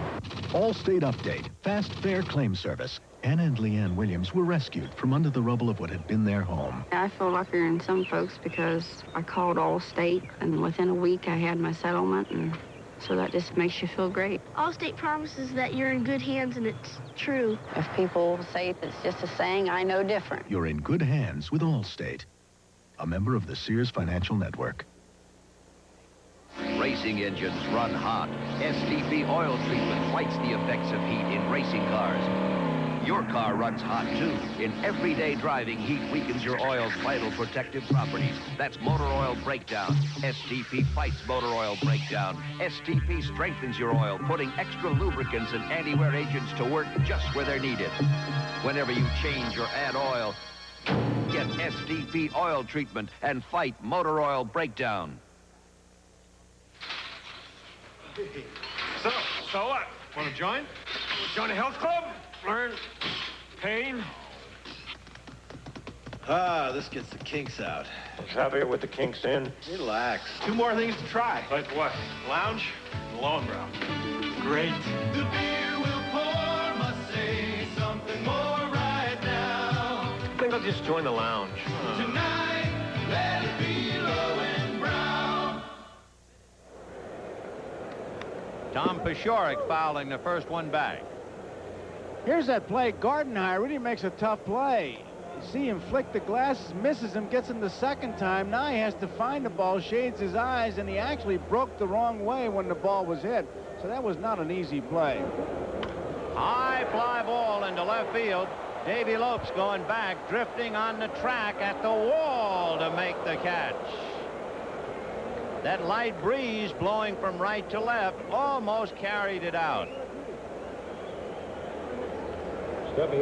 See Davy motioning. It was a crosswind. Davy thought he had it all along. Now he's kind of saying, where's that warning track?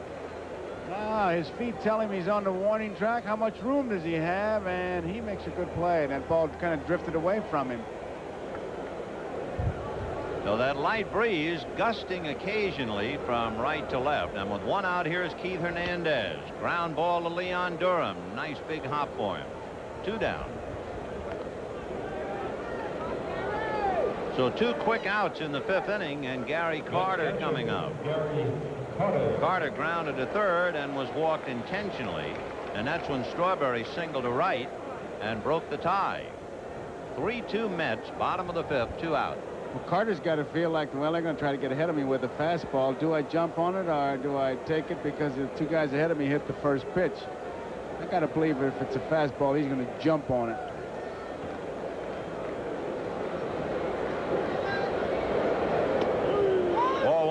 Little did he know about it at the time, but Gary Carter made his major league debut with the Montreal Expos right here at Shea Stadium.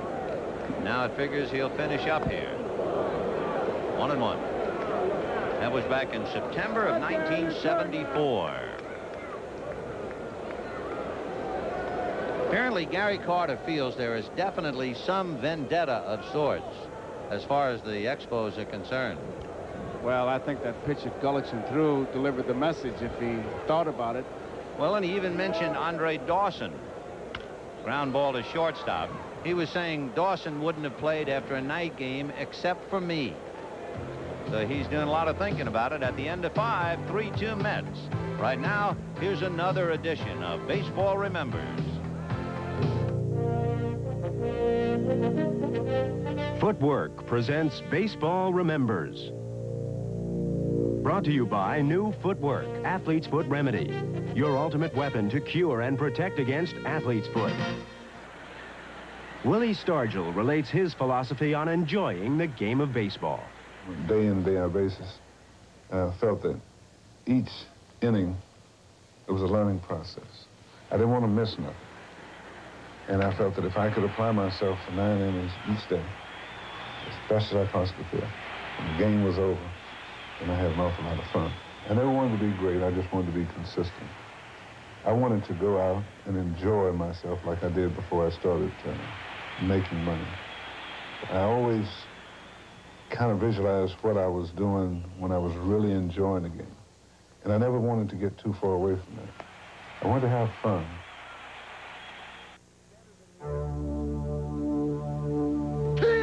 Introducing your ultimate weapon against athlete's foot. New footwork. The pain and itch of athlete's foot can drive you crazy. But now there's footwork. Footwork works two ways. It cures the pain and itch of athlete's foot, then prevents its return. Footwork, your ultimate weapon against athlete's foot. Get new footwork now. Cures the pain and itch of athlete's foot, prevents its return.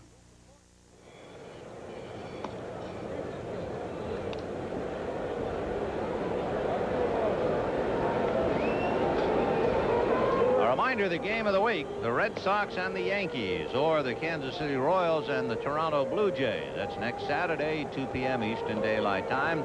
Joe and I will have a chance to go to the stadium, see John McNamara, Wade Boggs, and company. We have to ask Jim Rice, if nothing else, I'm going to ask him if he really said that about Dwight Gooden, batting against Gooden, his 2 swings and a hunk of the bench. Yeah, that's a great line. For the Cubs, right fielder Keith Moreland, followed by Jody Davis and then Chris Spire. Moreland singled to drive in 2, flied to center in the 4th, 1 for 2. 3 runs, 5 hits for the Mets, 2 runs, 7 hits for the Cubs. There's been a 2-run home run by George Foster. Curveball. Dwight Gooden with a half a dozen strikeouts.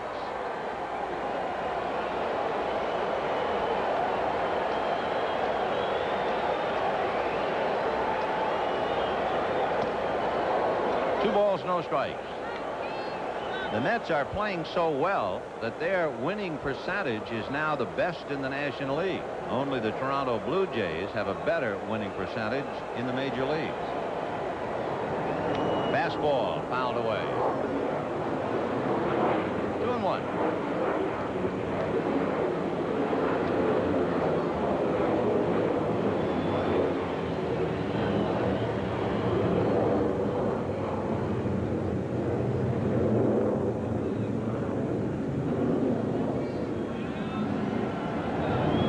Fastball and a high fly ball to left center. It's playable. Darryl Strawberry right there.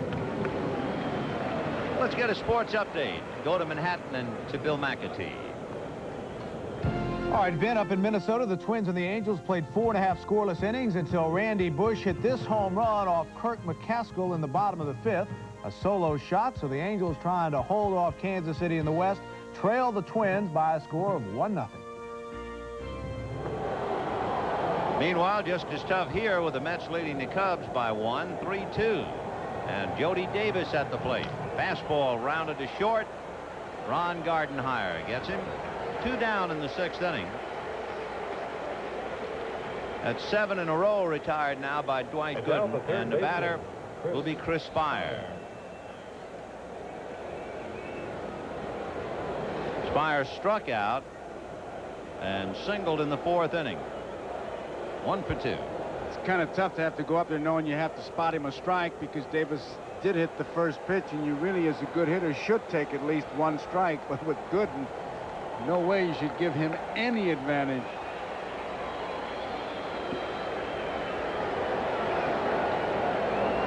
Started him with a breaking ball. Boy, he'll make you dance, huh? He pops your kneecaps when he throws that thing. He starts it right at you, and he just cuts right across the outside corner. 1 ball and 1 strike. Well, after seeing Spire flinch that last time, you knew he had a breaking ball waiting for him. 1-1 to Chris.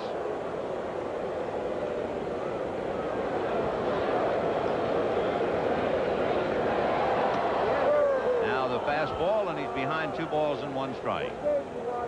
Gooden, by the way, with his half a dozen strikeouts, does not have a walk.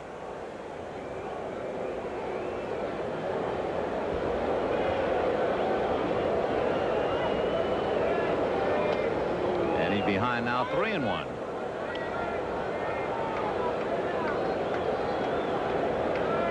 On the same day that Tom Seaver won his 300th game last Sunday, Gooden broke Seaver's record by winning 11 straight. And in that game in Chicago, he allowed only 2 fly ball outs. Ground ball to third. So the Cubs go very quietly in the 6th inning. 8 in a row retired at the end of 5 1/2. Mets 3, Cubs 2. Got to get up. Got to get away. It's time to Mustang. It's a Mustang kind of day. Got the feeling. Feeling in the right mood. Got a Mustang. Mustang attitude.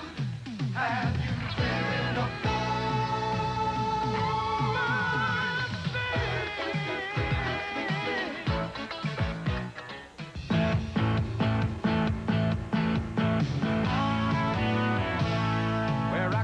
folks stand proud and tall. They'll look you right in the eye. A place where pride is worth a whole lot more than money can buy. Where people care about their family. Where laughter's sincere. Where your word is your word. A friend's a friend and Miller's the beer. Miller's made the American way. Born and brewed in the USA. Just as proud as the people who are drinking it today. Miller's made the American way. Miller contains no additives, no preservatives. Miller Beer. Purity you can see, quality you can taste. Miller's made the American way. Strike three! A no-hitter, a perfect game for Don Lawrence. Meet the men behind the microphones on a special NBC Sports World, Sunday. From the tale spun by Ring Lardner to the vibrant radio broadcasts of Red Barber to the always controversial Howard Cosell, NBC Sports World will take a look at these journalists, the great communicators of sport. Tomorrow, 4:30 p.m. Eastern Daylight Time, 3:30 in Los Angeles on NBC Sports. Oh, maybe Howard will talk about jockocracy. I can't wait. His favorite subject. Here's Darryl Strawberry, followed by George Foster and then Ray Knight. Strawberry doubled to right, and then after they had walked Carter, he singled to right to drive in the tie-breaking run. And lines it to right. Moreland makes the play. This day in baseball, August 10th, 1981, a momentous occasion in the life of Pete Rose. It was on this day that Rose singled into left field to pass Stan Musial for the most hits in National League history. And of course he has really gone on from there. That was in 1981. And what a job he's done managing that ball club. I'm telling you, the extra pressure of managing the Ty Cobb record, the whole thing, and he just goes merrily along. And to watch his team react when he bunted over the winning run against the Dodgers the other night, you knew how popular and what a job he's done. Foul ball by Foster. And in the bunt was what got the headlines, but what did he do before? Did he steal the base? Oh, yeah. In the first inning, he hit into a force play, stole second, and scored. And around the 4th inning, he made a diving one-hand catch and took an extra base hit away from Kenny Landreau. Then he got a base hit, and then later on, he bunts in the winning run. Otherwise, he didn't do a thing. And poor Lasorda had Frank Sinatra there and Cary Grant, and Pete Rose did that to him. He probably went in and turned their pictures to the wall. 2-1 to count to George Foster. Foster did a 2-run home run in the 2nd inning to tie up the game. For every home run he hits, he donates $1 to St. Agatha's Orphanage in Nanuet, New York. I got family in Nanuet, New York. So today's home run, that means a career number 330 home runs for him, and he's donated over $5,000 this year to St. Agatha's Orphanage in Nanuet. Good man, George.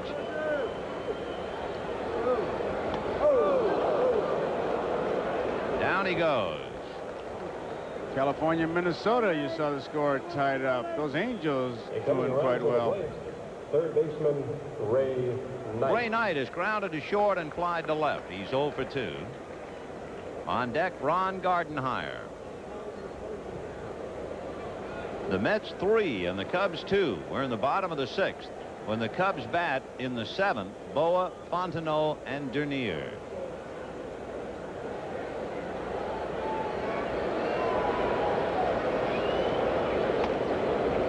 Direct contrast where Dwight Gooden has struck out a half a dozen. Fontenot taking care of Foster. That's Ray's first strikeout.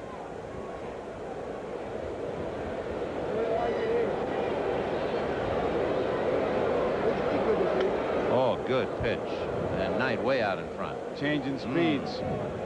Talk about that Gooden's pitching, though, Vin. In 6 innings, 88 pitches, 59 strikes, 29 balls, and 17 of 25 first pitches strikes. Yeah, you talk about coming right at you, putting the heat on the hitter. 1-1 to Ray Knight. Fontenot is on thin ice. The Mets are winning 3-2. Fontenot is due up second in the 7th inning. No one throwing yet in the Cub bullpen. Jim Fry will make his decision when the time comes. 2-1. Sinker low, ball 3. 3-1. After Knight, Gardenhire. Boa, Fontenot, and Dernier are due up in the 7th.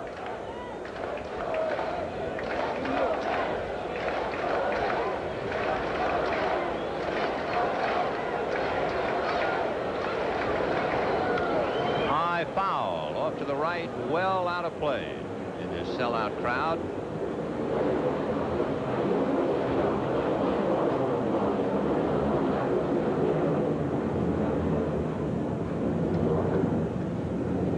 Three and 2, the count to Ray Knight.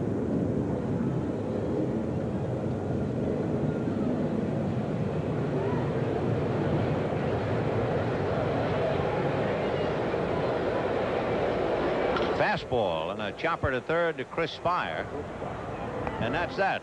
A quiet 6th inning for Ray Fontenot, and he has retired 8 in a row. At the end of 6, 3-2 Mets. We'll be back after these messages from your local station. You're invited to a fabulous superstar party with Alabama. Julian Lennon, the Pointer Sisters, and Donna Summer. Disneyland's 30th anniversary Sunday. The Millers test drove the Volkswagen Golf and Jetta in every shape, size, and color. We test drove them millions of miles, and now we back them with an unlimited mileage 2-year protection plan. We say the Golf and Jetta hold a big family as easily as they hold the road. The Millers learned that was true. We also say they're so good, if you test drive them, you'll buy them. The Millers learned that was true too. And as you can see, if you price them, you'll buy them.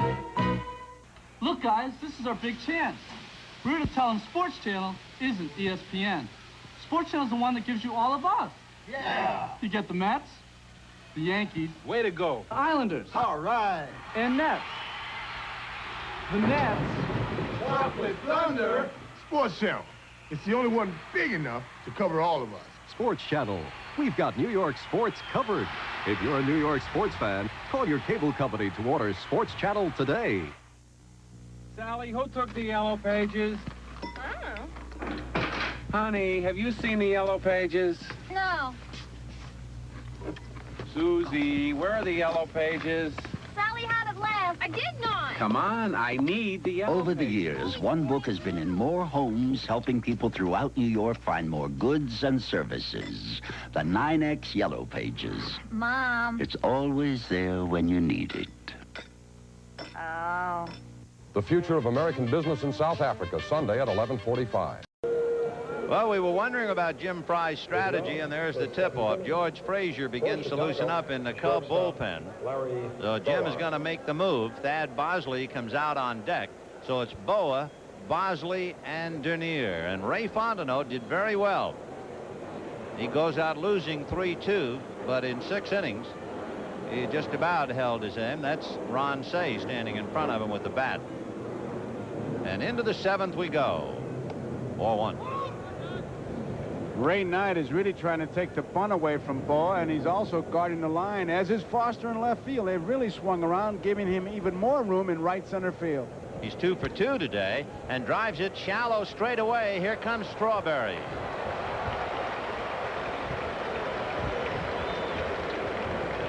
9 in a row retired by Dwight Gooden on that little looper. And now Thad Bosley coming up to bat for Ray Fontenot. Pitcher Ray Fontenot, number 27. Strawberry in center field is really a glider. He's so effortless when he runs, and he really covers a lot of ground. Long legs, 6'5". Looks like he belongs in center. I tell you, I think he's just going to be just a superstar. Thad Bosley is a superstar and coming off the bench. He leads the National League with a dozen pinch hits. In fact, he has 9 hits in his last 14 at-bats as a pinch hitter. Fouled away. 0-1 the count. Bob Dernier on deck. Mets 3, Cubs 2. We're in the 7th. Fastball in there. Boy, that's got to be a tough job. Sit on the bench for 7 innings and then pick up a bat and try to hit Gooden. And they tell us he's clocking 93. And the curveball, 1-2. Gooden with a half a dozen strikeouts has not walked a batter. A little wobbly in the first inning when he gave up a double and 2 singles. Curveball hit foul down the line. We mentioned earlier that strikeouts are not the only weapon used by Dwight Gooden. He's had 6 games this year where he has walked either 1 or none. So you have the 6 Ks, that's pretty obvious, but his control has been remarkable. Fastball, 2-2.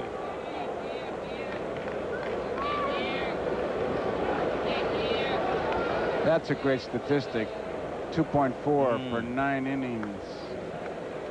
Balanced by the strikeouts. Overwhelming. So he's 17-3. Hit up the middle, but shading to the right was Backman, and takes care of him. Wally Backman playing Bosley up the middle, and he's there to handle it. A reminder that this telecast is presented by authority of Major League Baseball, may not be reproduced or retransmitted in any form without the express written consent of Major League Baseball. With 2 down in the 7th inning, Bob Dernier coming out.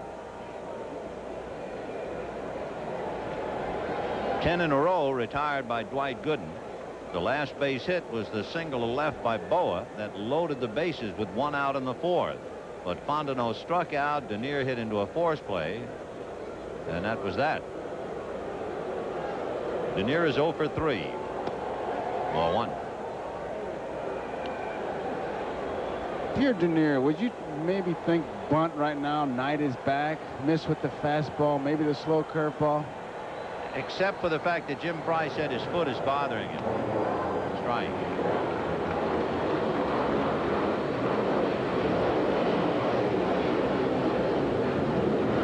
That's where the operation was, that area protected by the plastic cover. He almost looks like he's wearing spats. 1-2.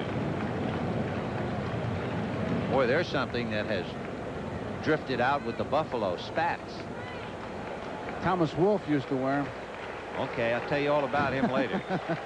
1-2 to Dernier. 2-2. I wouldn't want to go off this telecast without mentioning good old time. Well, you're hanging around Soroyan. Flawlessly fielded by Mr. Scully. 2 balls, 2 strikes to Bob Dernier.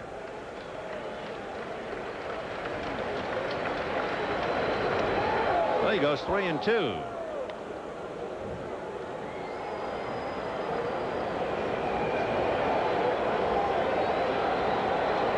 3-2 Mets. Top of the 7th. Fastball got him. Strikeout number 7. And at the end of 6½, 3-2 New York. Now, here's another edition of the 7th inning stretch. Gatorade Thirst Quencher presents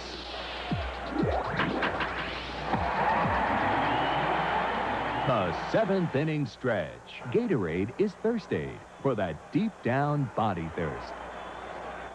When the Cards turned over this ace, a new day dawned in the Big Apple. He's got a silver bat and a glove of gold. Can you name him? Trudell's putting her all in this routine. And the judges love her. Gatorade is thirsty.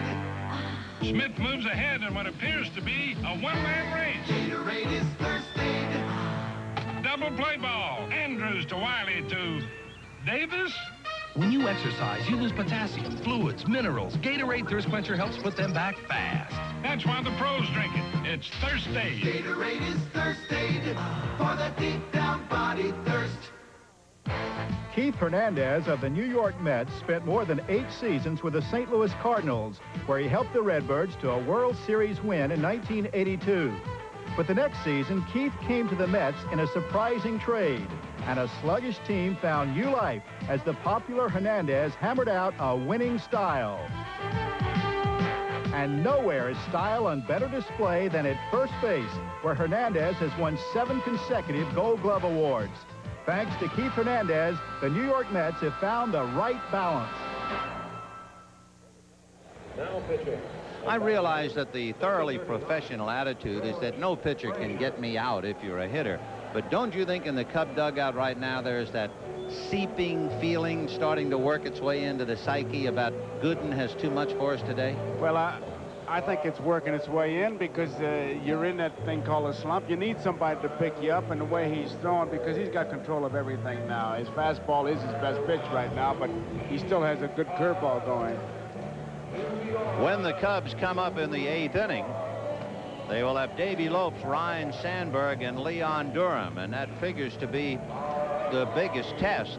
That's what you were talking about, taking a look at that bench. Somebody's got to pick the ball club up. Somebody's got to say, hey, I'm going to do it. Well, we shall see. Meanwhile, George Frazier has been dispatched to the mound to pick up for Ray Fontenot. Fontenot in 6 innings allowed 3 runs and 5 hits. He walked 3, struck out 1. He gave up a 2-run home run to George Foster to tie up the game, and then after walking Gary Carter with 2 out in the 3rd, Strawberry singled home for Shorrock, and Fontenot was a buck short and had to go out. Ron Gardenhire followed by Dwight Gooden and then Wally Backman. Fouled away. Just a footnote to what you were talking about, too, Vin. Gooden is a good closer. I mean, he's got 11 complete games, so he doesn't look to that bullpen for help. He gets in that 7th, 8th, and 9th inning, and he goes to the whip. He's going to get the job done. In there. So Dwight Gooden trying to win his 12th straight, tie Ron Guidry's streak. He would tie Joaquin Andujar with 18 victories. 0-2. They're going to check it first. No swing, says Fred Rocklander. 1 ball and 2 strikes. Frazier backed up in the Cub bullpen by Larry Sorensen.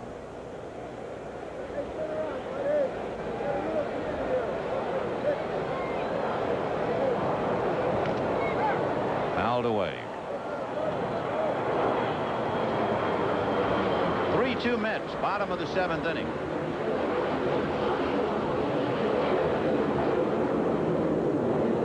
You know, we were talking before about great American writers writing about baseball, and of course it's the old story. You're inclined to take something almost for granted until you are in jeopardy of losing it, and then suddenly that whatever becomes even more important. I think for all of us that's how we felt about the strike. Almost got him. And the thing that seemed to make so much sense, the great Thomas Wolfe once wrote about baseball being a part of the whole weather of our lives, of the thing that is our own, of the whole fabric, the million memories of America. Not a bad thing to think about, and we almost blew it. The weather of our lives. 2-2 the count to Ron Gardenhire.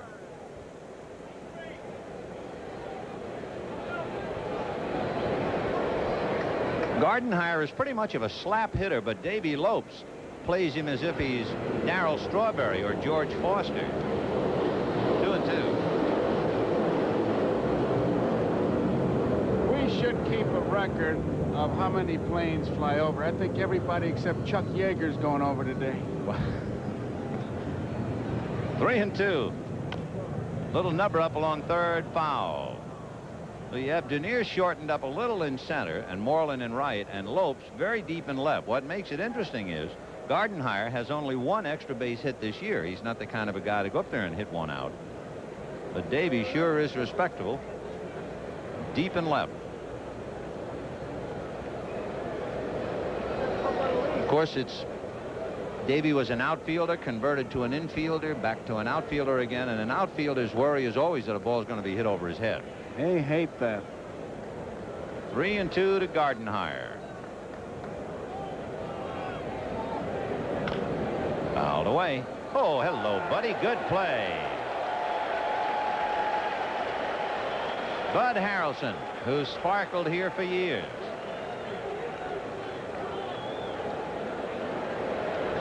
I think that argument he had when the World Series at Oakland when he hollered to Donatelli, "I'm not going to suffer your incompetency," is a classic. Imagine a ball player in an argument saying that. 3-2 and ball 4 to Gardenhire. And with that, let's get a sports update again and go to good buddy Bill McAtee. All right, Vin, the Angels have come back against the Twins with the bases loaded on a 3-0 pitch. Doug DeCinces drills a shot down the left field line. That clears the bases, 3 runs across, and the Angels, who trailed 1-0, score 5 runs in the top of the 6th, and they lead it in the bottom of the 6th, 5-1. So Gene Mauch's crew is in good shape. Meanwhile, here's Gooden in what would appear to be a bunt situation. Strike. Dwight would like to be a switch hitter, let's put it that way. However, the Mets management says, wait a minute, that right arm is the franchise. You'll hit right-handed and protect that right arm, whether it's a left-hander or a right-hander pitching. He just gave Harrelson a lot of time to give a lot of signs. There goes the runner. Hit and run chopper. There's nobody at shortstop. Base hit. And Gardenhire goes to third.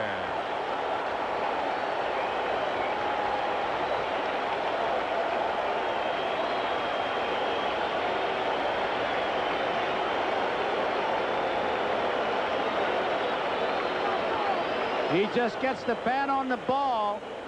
That's all he has to do. And with Boa breaking to cover the bag, because they thought that Gooden would be at least going to the other way with the bunt, they've got a first and third and an inning started. And Wally Backman with an 8-game hitting streak coming up. Backman has 2 ground balls to short and to third, 0 for 3. Bottom of the 7th, 3-2 Mets, and boy, they're alive here now. Meanwhile, the Cubs have to play the infield up.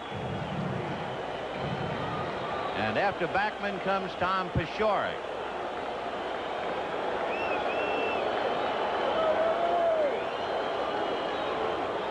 Fouled away. 0-1.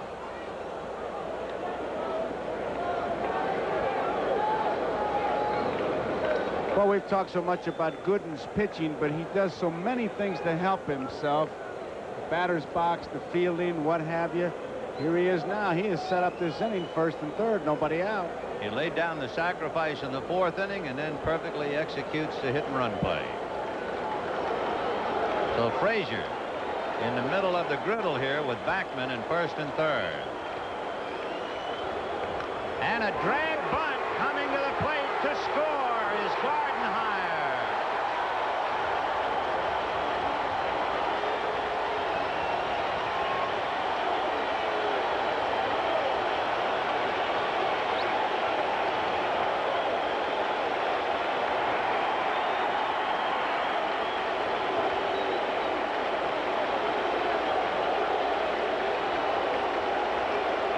Well, just like you can't take for granted the bunt when there are 2 outs, you can't take for granted he will not bunt with a man on first and third.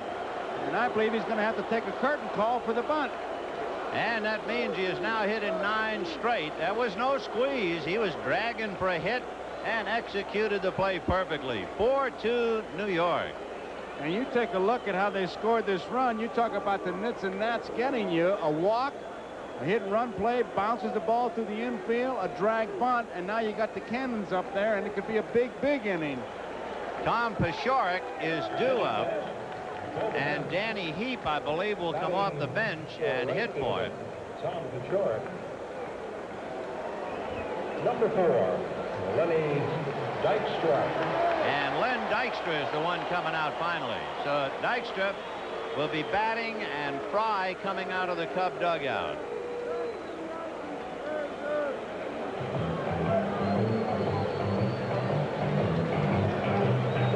Larry Sorensen had been throwing in the bullpen.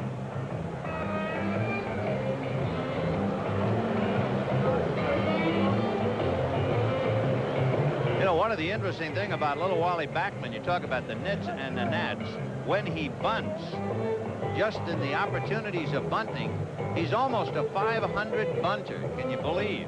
He has tried to bunt for a hit now 29 times, and he succeeded 14. He ought to bunt all the time.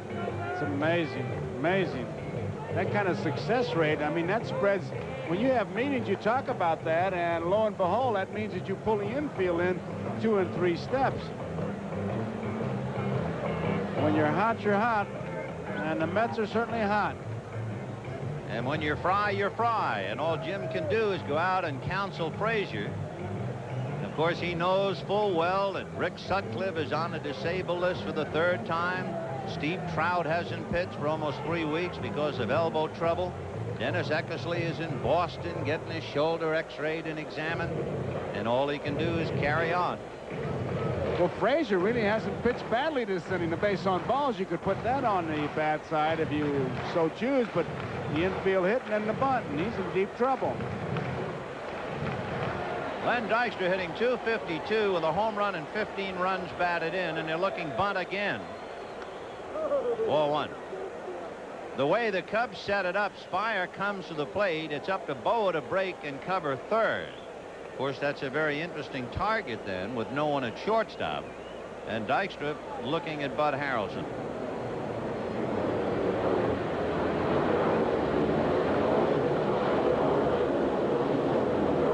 And they try to go to second base to get Gooden. That's the old play, trying to lull the runner into following the shortstop, thinking there's no one to bother him, and the second baseman, instead of breaking to first to cover, loops back to try and pick him off. Gooden wouldn't go for it. Spire flashing the defensive signs now since he went in to talk to Frazier. 1 ball, no strikes to the pinch hitter, Len Dykstra.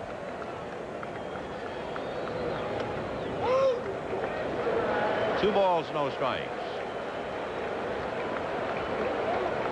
Sure would be tempting for Johnson to switch off because the infield is really broken up with Boa breaking towards 3rd, Spire breaking in, Sandberg breaking to 1st, Durham coming in.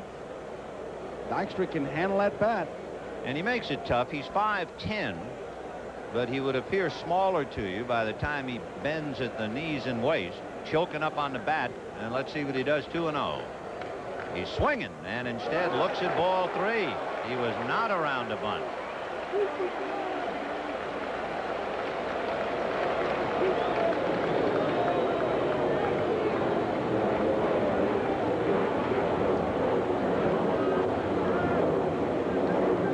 On deck, Keith Hernandez. 4-2 Mets, 7th inning. He got a strike. Now is a decision for Johnson. Do you turn him loose? You make him take another strike. Or would you even play run and hit, run and bunt? Well, I'd be a little conservative. I'd make him take. Runners hold, and he's looking at ball 4 to load the bases for Hernandez. And that's why I'd make him take, to get this guy up there. First baseman, Hernandez. Well, if you're thinking about it, the Mets have hit 4 grand slam home runs this year. Strawberry has hit 2, Carter and Foster, 1 each. The team record, they had 5 slams back in '73. In case the thought crossed your mind. And you have to watch the first pitch. Frazier's got to put something on this one. Keith will be ready to jump on it if it's in the zone. And Hernandez is 0 for 3. hit into a double play and twice grounded to Leon Durham, but all those at-bats were against Ray Fontenot. 4-2 Mets. Ball one. Remember, the Cardinals are playing a twilight night doubleheader in Philadelphia. You have Dwight Gooden at third, Wally Backman at second, and Len Dykstra at first. And nobody out with a run in.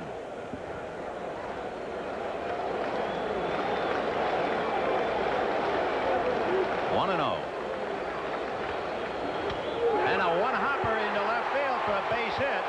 Gooden will score. Backman will score. Dykstra to third. Hernandez to second.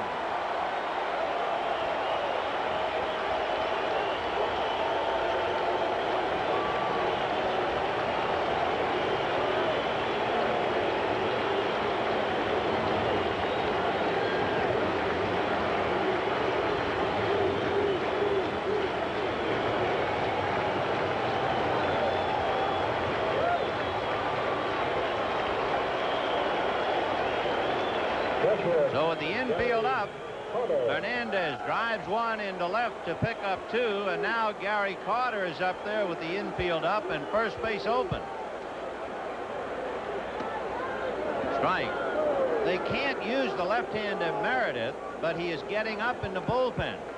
Jim was saying, Jim Fry, before the game, he didn't want to use Meredith because he worked 5 innings last night, but there he is. So it's a beleaguered bullpen. Ground ball into left field. In comes Dykstra.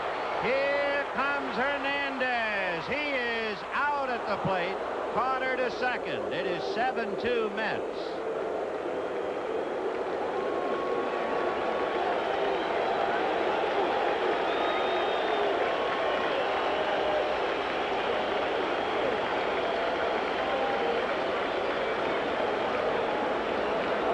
Davy Lopes score it like the game, 7-2. Davy Lopes made a good throw because he gave Davis a good ball to handle. Hernandez really didn't get a good jump off second base, but the throw by Lopes gave Davis a chance to block that play. Little surprise, there was nobody out. There wasn't any real rush to send him in. And now you have Darryl Strawberry getting the intentional walk. Tell you, that base hit by Hernandez was a good piece of hitting. It was the fastball looked like to the outside part of the plate. He went to the opposite field, and then Carter came up and pulled the ball that was outside to left field. Infield being drawn in, big advantage. So the game has disintegrated on Jim Fry and the Cubs. It's a 4-run 7th. It is now 7-2 Mets.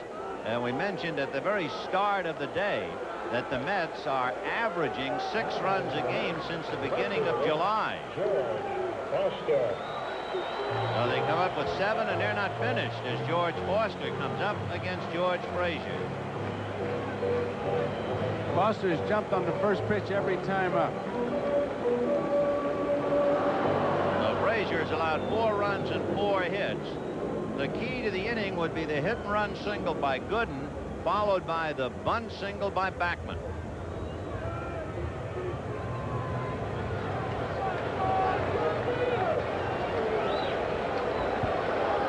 George Foster hit a 2-run home run in the second inning, flied to center, and struck out since. George really muscled his home run. It went out over the 396 sign in right center field. Oh, we got a little war going on here. Now watch, as soon as Foster gets in, Frazier's going to back off that mound. I'd almost bet on it because he did it before. He's really upset at him. Not this time. Shades of Al Roboski. Right. Ball 1. Foster would appear to have come back with one of his favorite weapons, his home run. He's had 9 home runs in his last 25 games, and he's picked up a lot of RBIs. Ground ball into right field. Carter on that bad knee will be held at third. Strawberry at second, Foster at first, and the batter will be Ray Knight. Took a breaking ball to the opposite field. Everything that Frazier's throwing up there, they're just hitting. Made some good pitches, and they're hitting them. Foster, if he tries to pull that ball, it's a ground ball to the shortstop, but he went with it. Opposite field, base hit. The Jim Fry has seen George Frazier give up 5 hits and 4 runs here in the 7th inning. Here's another look at Foster's base hit. He goes with the breaking ball and punches it into right field. Carter would have normally scored, but the bad leg, and he had to stop.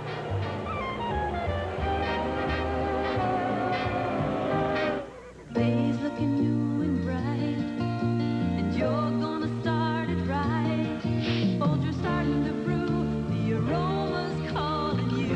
The best part of waking up is Folgers in your cup. Mornings are brighter with mountain-grown Folgers because mountain-grown coffee has more enticing aroma than any other kind. The best part of waking up is Folgers in your cup. You play hard to do what's best for your body. And the harder you play, the more you sweat. You need the best deodorant soap you can get. Give your body the best with Safeguard. I've bought other deodorant soaps, but Safeguard is the best. Only fresh-smelling Safeguard has a combination of thick, rich lather and unbeatable deodorant soap protection. Give your body the best, give it Safeguard. The following message is furnished by Major League Baseball. Strike 3! Yay! You know, I always wanted the best for my kids. The best neighborhood, the best schools. But most important was my father's advice. Give of yourself. Dad would always find time to have a catch with us or take us to a ball game. I think that gave us a special family closeness. Hey, Dad, catch. That's why I take my kids to baseball games. You owe it to them. Major League Baseball, a family tradition. Share it all.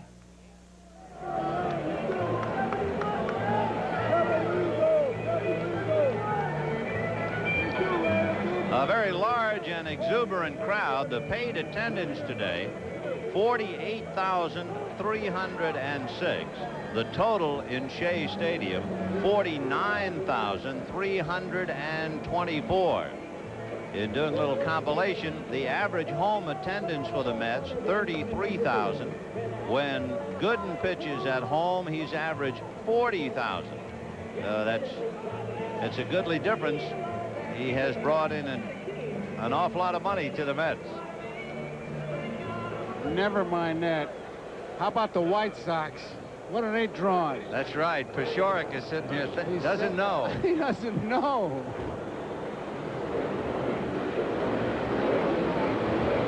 Ray Knight with the bases loaded. And 1 out in the 7th inning. And the Mets have broken it open, leading the Cubs 7-2. The only out, remember, was Hernandez cut down at the plate on the throw from Davy Lopes. Carter at third, Strawberry at second, Foster at first. Fouled away.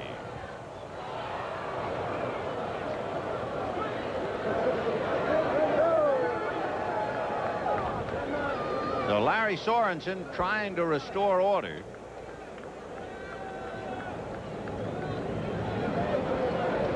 And Brewster finally called in. They had Sorensen, Brewster, and Meredith is all alone in the pen. Brewster, who pitched last night, was the losing pitcher. 0-1 the count to Ray Knight.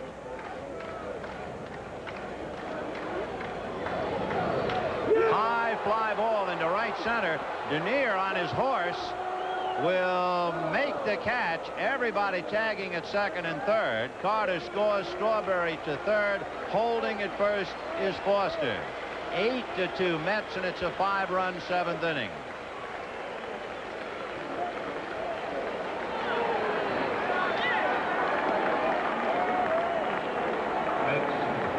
That run is charged to Frazier. Second out, and Brewster now trying to work and get Gardenhire and end the inning.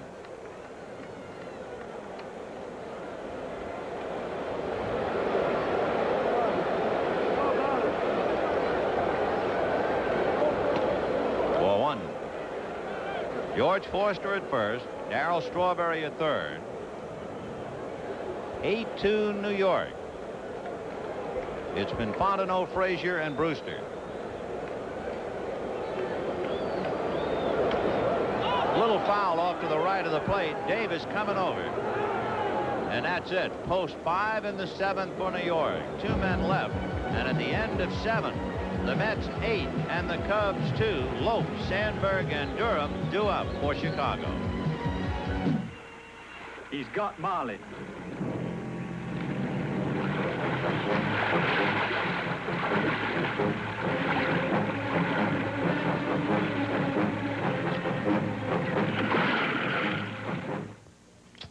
Marlin Perkins.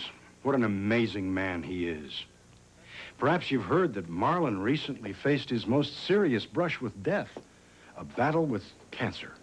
But he's winning the fight, feeling better every day.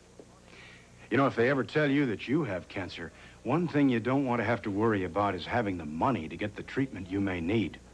And this is how Mutual of Omaha can help, with a cancer cost supplement that can pay up to $2,500 immediately on diagnosis of cancer, and then up to $150,000 for treatment. These benefits can be paid direct to you, in addition to any other insurance benefits you may receive. Mutual of Omaha's cancer cost supplement can be added to almost any other insurance coverage that you might have now. There's no age limit. Even if you're on Medicare, you can apply. So remember this number, 800-331-5800. Call it, toll-free, for complete information on Mutual of Omaha's cancer cost supplement. It can help make sure that you can meet the many expenses that cancer can cause. Call 800-331-5800. Toll-free. Reunity, it tastes so fine. Reunity, pure and natural wine. Reunity on ice. Reunity, so nice. Reunity. It's Reuniti Ice-A-Pair time. Right now, Reuniti is twice as nice on ice because it's specially priced. Ice a pair of Reuniti now and save. Reunity, Reuniti. You're looking at Yosh Kiwano, who is the equipment manager for the Cubs, and he had a streak snapped. He came to the big leagues in 1943, and he missed his first day of work last week because of a cracked rib. Wow. I wonder if Nobi knows that. You bet he does. Nobi Kiwano, Yoshi's brother, of course, the equipment manager of the Dodgers. Those are Gooden's numbers. They all spell trouble for Chicago. As we go to the 8th inning, 8-2 in favor of the Mets. A strike to Davy Lopes. Struck out, grounded out, and popped up. Davy is 0 for 3.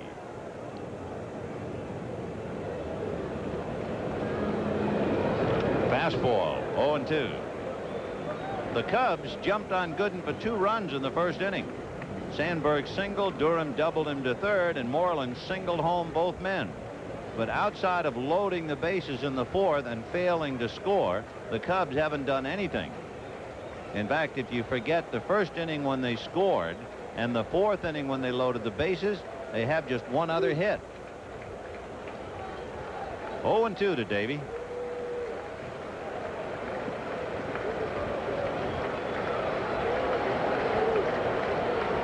Eight runs, 10 hits for the Mets, including a 2-run home run by George Foster.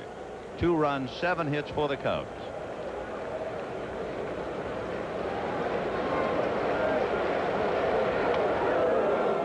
Show you how effective the Mets lineup has been today. Everyone has at least one base hit except Knight, who has a scoring fly ball, and Gardenhire, who was walked all 3 times. And Davy has the curveball. Get him again. 8 strikeouts for Dwight Gooden. Stepping up, second baseman, Ryan. No doubt about it. Right on the outside corner. Look at old Dutch boom it out. So Dwight has struck out 8. His high 14 against San Francisco this year. There have been 2 other National League pitchers to strike out 14. Jose De Leon of the Pirates struck out 14 Mets, and the Dodgers' Fernando Valenzuela struck out 14 Astros. Lined into left field. Base hit for Sandberg. He's 2 for 4. If you're wondering about the number of pitches for Gooden with all those strikeouts, he's made 107 pitches. Not very many. No. And we're in the 8th inning with 1 out.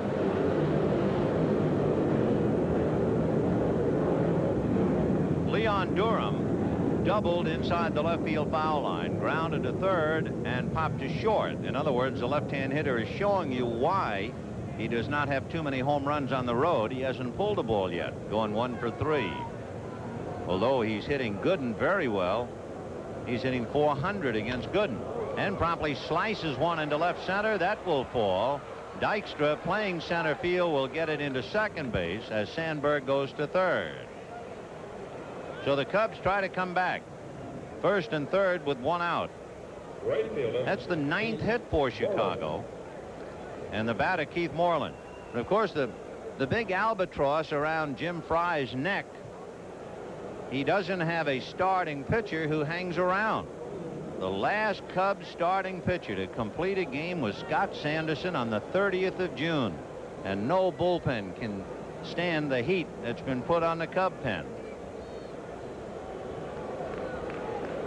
Keith Moreland will come up, 1 for 3. By the way, in case you're wondering how many hits, the most hits that Gooden has allowed in a game, it's 9. San Diego got 9 and beat him 2-0 behind Lamar Hoyt. Ball 1. The Cubs got 9 hits, but Gooden beat them 3-2. And now Dwight is leading 8-2, allowing 9 hits for the 3rd time this year. Fastball in there. 1-1. Top of the 8th. Mets 8, Cubs 2.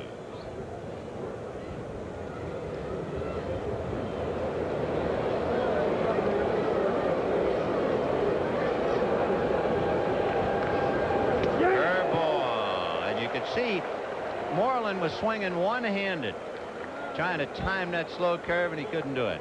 He was trying to keep that bat back, but just couldn't do it. He takes something off the curveball, you could see, and then just couldn't get it. Just missed. Of course, when he gets 2 strikes on a hitter, all 49,000 people, I think, they just see a strike. 2-2, the count to Keith Moreland.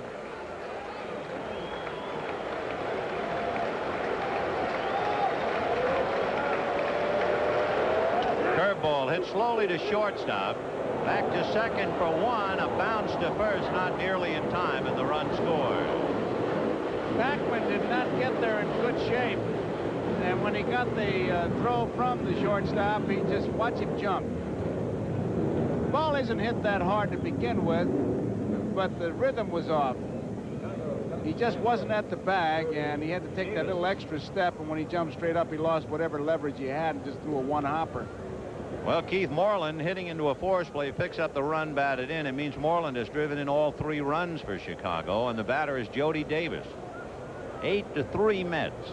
Davis flied to center, single to center, rolled to short. 1 for 3. Jody Davis was not with the team when they left Chicago, but he had a wonderful excuse. Ball 1. His wife Pam gave birth to their 3rd child on Wednesday, Jeremy William Davis.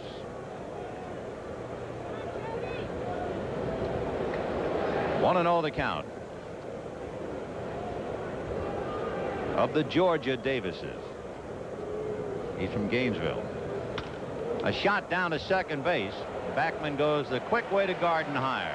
1 run, 2 hits, and at the end of 7 1/2, the Mets 8 and the Cubs 3. I never let those years in the spotlight go to my head. There are no stars on Potato Farm. Everybody's the same. I lived a simple life here. A really good life. There's still a place where people don't forget where they came from. A place where beer is beer, and the brand is Miller. Miller's made the American way. Miller Beer. Purity you can see, quality you can taste. Miller's made the American way. Into every life, a little rain must fall. And when that happens, Ford Tempo's forward thinking really shines. It has front-wheel drive traction, precise handling, and a shape that actually helps Tempo hug the road. You might also like to think of Tempo as a nice, cozy place to come in out of the rain. Have you driven the best-built American cars? Have you driven a Ford lately? Thanks a lot, Citibank. You had to make your Visa and MasterCard better than other banks.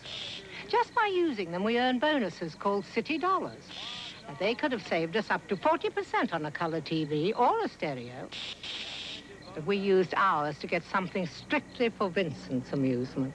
Oh, isn't it wonderful? Visa and MasterCard from Citibank. It's the bank that makes them better. The music, the fame, the women, the wife. Richard Thomas is a man trapped in the shadow of his father's legend. The Hank Williams Jr. story, Monday. We're going to the bottom of the 8th inning with the Mets leading the Cubs 8-3, with this ball game being seen in and around the Chicago area. All of us here at NBC Sports would like to send along our condolences and deepest sympathies to Ray Meyer, the former coach of DePaul, his son Joey, Ray losing his wife Marge, and our prayers and best wishes.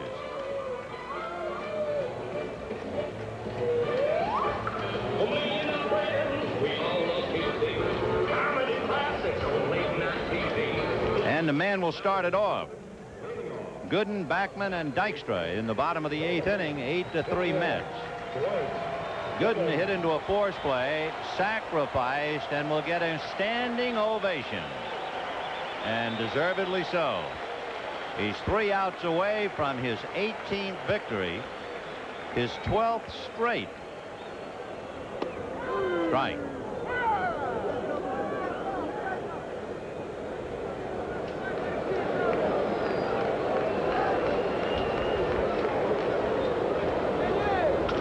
Ground ball to the right side. Ryan Sandberg to get him 1 away. The Mets scored 2 in the 2nd inning, 1 in the 3rd, and 5 in the 7th. The Cubs had 2 in the 1st inning and 1 in the 8th. Wally Backman consuming a little time to let Dwight Gooden get back in the dugout. Second baseman, Wally Backman. Wally Backman hit 3 ground balls, and then in the 7th inning, with runners at 1st and 3rd and nobody out, dragged for a base hit up along 1st.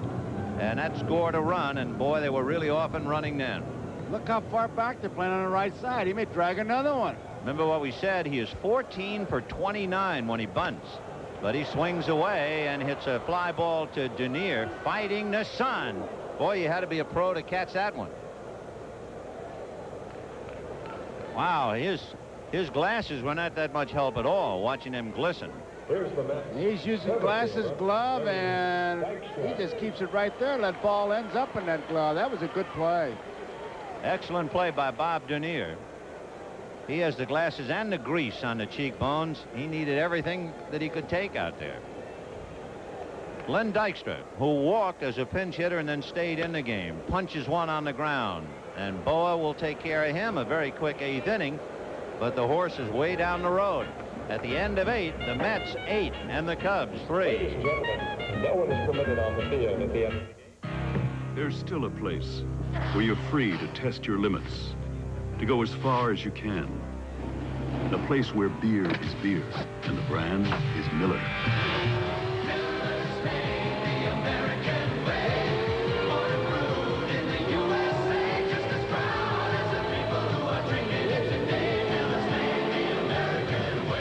Beer. Purity you can see, quality you can taste. Miller's made the American way. The enemy, heat. It can literally bake the life out of your tires. Hence the design for Vector, Goodyear's unique crisscross tread all-season radial. So advanced, its radial construction works like a built-in cooling system to help the tire run cooler and last longer. The Goodyear Vector. It simply performs like no other tire in the world. Old Spice deodorant is over 70% ethyl alcohol. This much. As the alcohol evaporates, so does some of your protection. Unlike Old Spice, Speed Stick deodorant has no alcohol.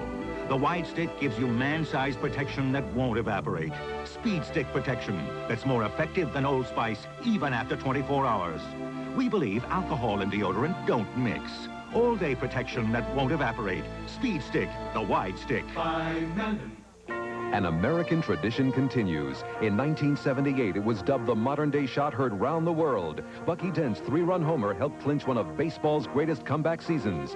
Next Saturday, the intense rivalry continues as the Yankees host the Red Sox or the Royals meet the Blue Jays. The tradition is here. The memories are waiting. A beautiful blue sky day here in New York, and thinking about blue skies, a couple of social notes in our NBC family. Neil Wright, our usual Chiron operator, getting married tomorrow to the lovely Kim Mogul.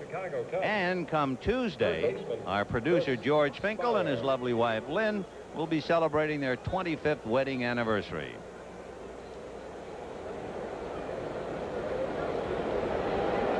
To the ninth inning, 8-3 Mets.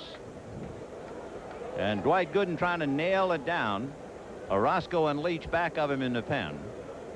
And it'll be Spire, Boa, and a hitter for Brewster. 4-1.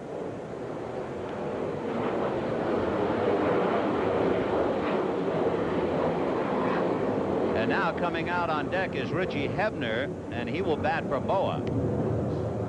So it's going to be Spire, Hebner, and then we will see about Brewster.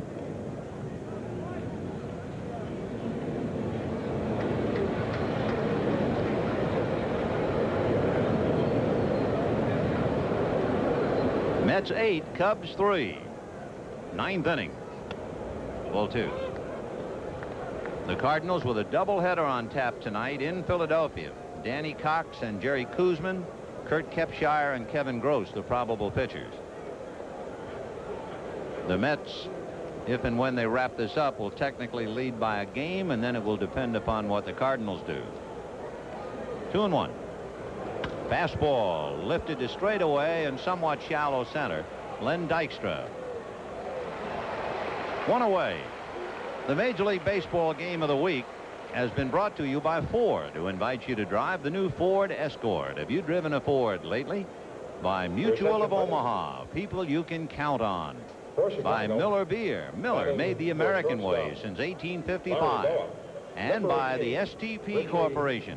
On the world's racetracks, on the world's roads, depend on STP, your car care company.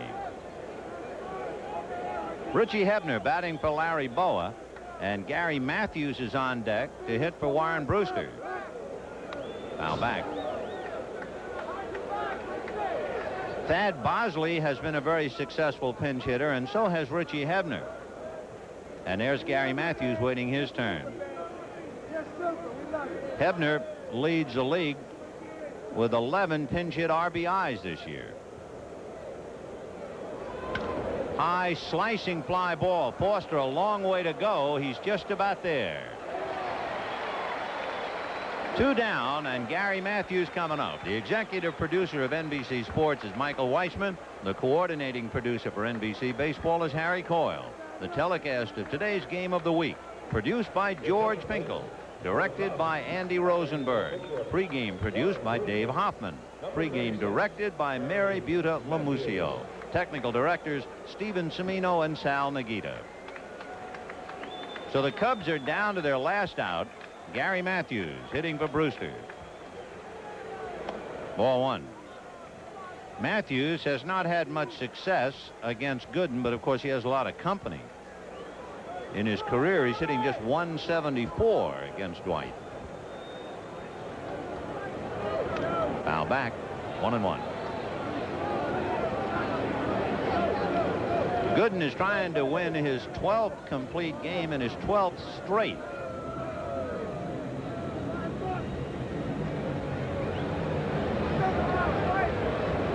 '76 was the complete game year for Mets pitchers. Seaver had 13 that year. Matlack had 16. And Jerry Koosman, who's going to pitch tonight for Philadelphia, had 17 complete games in '76. 2-0. Fouled away. 2-1. Boy, it's some feeling, isn't it, when a great pitcher suddenly lets you know the game is his. It's a great feeling if you're on his side. Yeah. I tell you, when he comes down the stretch, he doesn't look at that bullpen. He just goes right to the whip. Listen to the And they're crowd. up for him now. 2-1 to Gary Matthews. Curveball. Oh, what a pitch to end the game. 9 strikeouts. Could we see that again, or have we run out of time? Oh, what a way with the crowd roaring. You'd expect the adrenaline pumping, that he would come with the bullet, and instead the big, slow jug. Strike 3 called. And you can see Gary Matthews just back off the pitch. Watch him bail out, and you can hardly blame him for that. Here it comes in slow motion. Look at him bail out, and goodbye, Gary and Cubs. 8-3 Mets. We'll be back with the totals and some added comment after this. Over 100 years ago, Frederick Miller started an American tradition. He put his beer in clear bottles to show its purity, its quality. Miller's made the American way. Nothing's really changed since Frederick Miller's day. Miller still means purity you can see, quality you can taste. It contains no additives, no preservatives, and still comes in the same clear bottle for the same clear reasons. Miller's made the American way. My daughter calls it the Blue Bomber. My wife thinks I ought to get rid of it. And when it needed a new muffler, well, I was afraid she might be right. Listen, I don't want to spend too much on this car.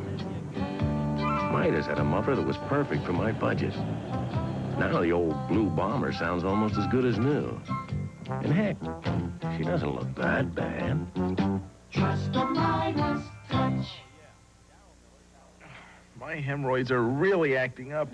You mean pain, itch? And swelling. Better use Preparation H. It relieves the pain, itch, and swelling. Doctor recommended, hospital tested Preparation H often gives hours of relief from pain and itch. And what's more, it actually helps shrink swelling of inflamed hemorrhoidal tissues. What relief. Preparation H really works. Get doctor recommended Preparation H. It relieves the pain, itch, and swelling. A reminder tomorrow, 4:30 Eastern Daylight Time, 3:30 in Los Angeles on NBC Sports World, the great communicators of sports.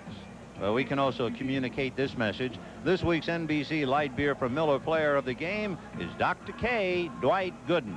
Light Beer from Miller happy to present a check for $1,000 in the name of Dwight Gooden to help fight multiple sclerosis. Boy, what a number he did on the Cubs today. Yes, he did. He only made 127 pitches with all the strikeouts that he had. He had 9 strikeouts. His top speed of the day was 94 miles an hour, but it's the curveball they'll be talking about. And he did not walk a hitter. We'll be back. Okay, gang, let's take on the tough stuff. Only one four-wheel drive vehicle has this combination of style and toughness. The Ford Bronco 2. Inside, there's an interior by Eddie Bauer. Up front, a V6 engine powers you through rough terrain. Underneath, Ford's tough independent front suspension steps over obstacles for a smooth ride. Overall, the Ford Bronco 2 not only conquers the rough stuff, but looks good doing it. Ford Bronco 2. The best-built American trucks are built. Ford tough. I never let those years in the spotlight go to my head. There are no stars on Potato Farm. Everybody's the same. I lived a simple life here. A really good life. There's still a place where people don't forget where they came from. A place where beer is beer, and the brand is Miller. Miller's made the American way. Miller Beer. Purity you can see, quality you can taste. Miller's made the American way. A little confusion can be fun, but not when you're looking at long-distance phone companies. Because all companies aren't the same, you have to watch out for the unexpected. No operator service and no service from many small towns. Different levels of transmission quality and no immediate credit for wrong numbers. Only one company comes with no surprises. AT&T. The more you hear, the better we sound. AT&T, the right choice. In the beginning, man's feet walked free. But the road to civilization was paved, so man developed shoes. Soon after that, man developed athlete's foot. You got it. Today, there's Mycotin. Mycotin cures athlete's foot. It's the only athlete's foot medicine you can buy with myconazole, a patented ingredient recommended by specialists to cure athlete's foot. Mycotin in spray, powder, or cream. Mycotin, the end of the road for athlete's foot.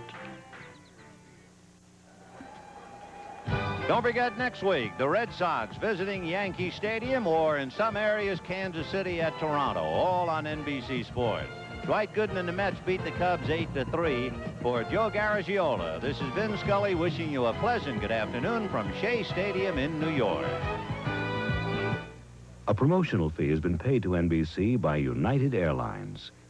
You're not just flying, you're flying the friendly skies. This has been a presentation of NBC Sports, the leader in innovative sports television. The Man of Steel meets Saturday Night Live. They wouldn't let me come out here and make a fool of myself. And musical guest Santana. Let's all be there. Who's leading the major leagues in luxury car sales? Your Cadillac Tri-Statesman. And to show you what good sports they are, they're striking out the list prices on all 1985 Cadillacs. From now till Labor Day, they're giving you the year's lowest prices on every Cadillac. Every high-performance Fleetwood, every front-wheel drive DeVille, every V8-powered Eldorado. It's all over when summer ends, so see your nearest Cadillac Tri-Statesman now. He can be a very good sport. Send the art to Boston, get the part to Corning. Working through the night so you have it by morning. Call Emery, and it's as good as there. Emery's everywhere, from Paris, France to Pasadena. Emery gets it there. From New York to Argentina, from the biggest to the smallest. It's as good as there, just call us. Thank you for calling Emery. It's as good as there. They said it couldn't be done. One man says it can. Ken Lipper. Ken Lipper. As deputy mayor, he fought for the city. The whole city. He fought for the Con Ed rate freeze. He got tax relief for small businesses. Subway upgrades from the Coliseum sale. Computer labs in every high school. He saved minority jobs at Fulton Landing. Ken Lipper. Ken Lipper. Ken Lipper. The fighter. The worker. The winner. 127,000 new jobs. In all the boroughs of the city. Thanks to the vision of Ken Lipper. Ken Lipper. Ken Lipper. On September 10th, vote Ken Lipper for city council president. They said it couldn't be done. Ken Lipper says it can. The Future of American Business in South Africa, Sunday at 11:45.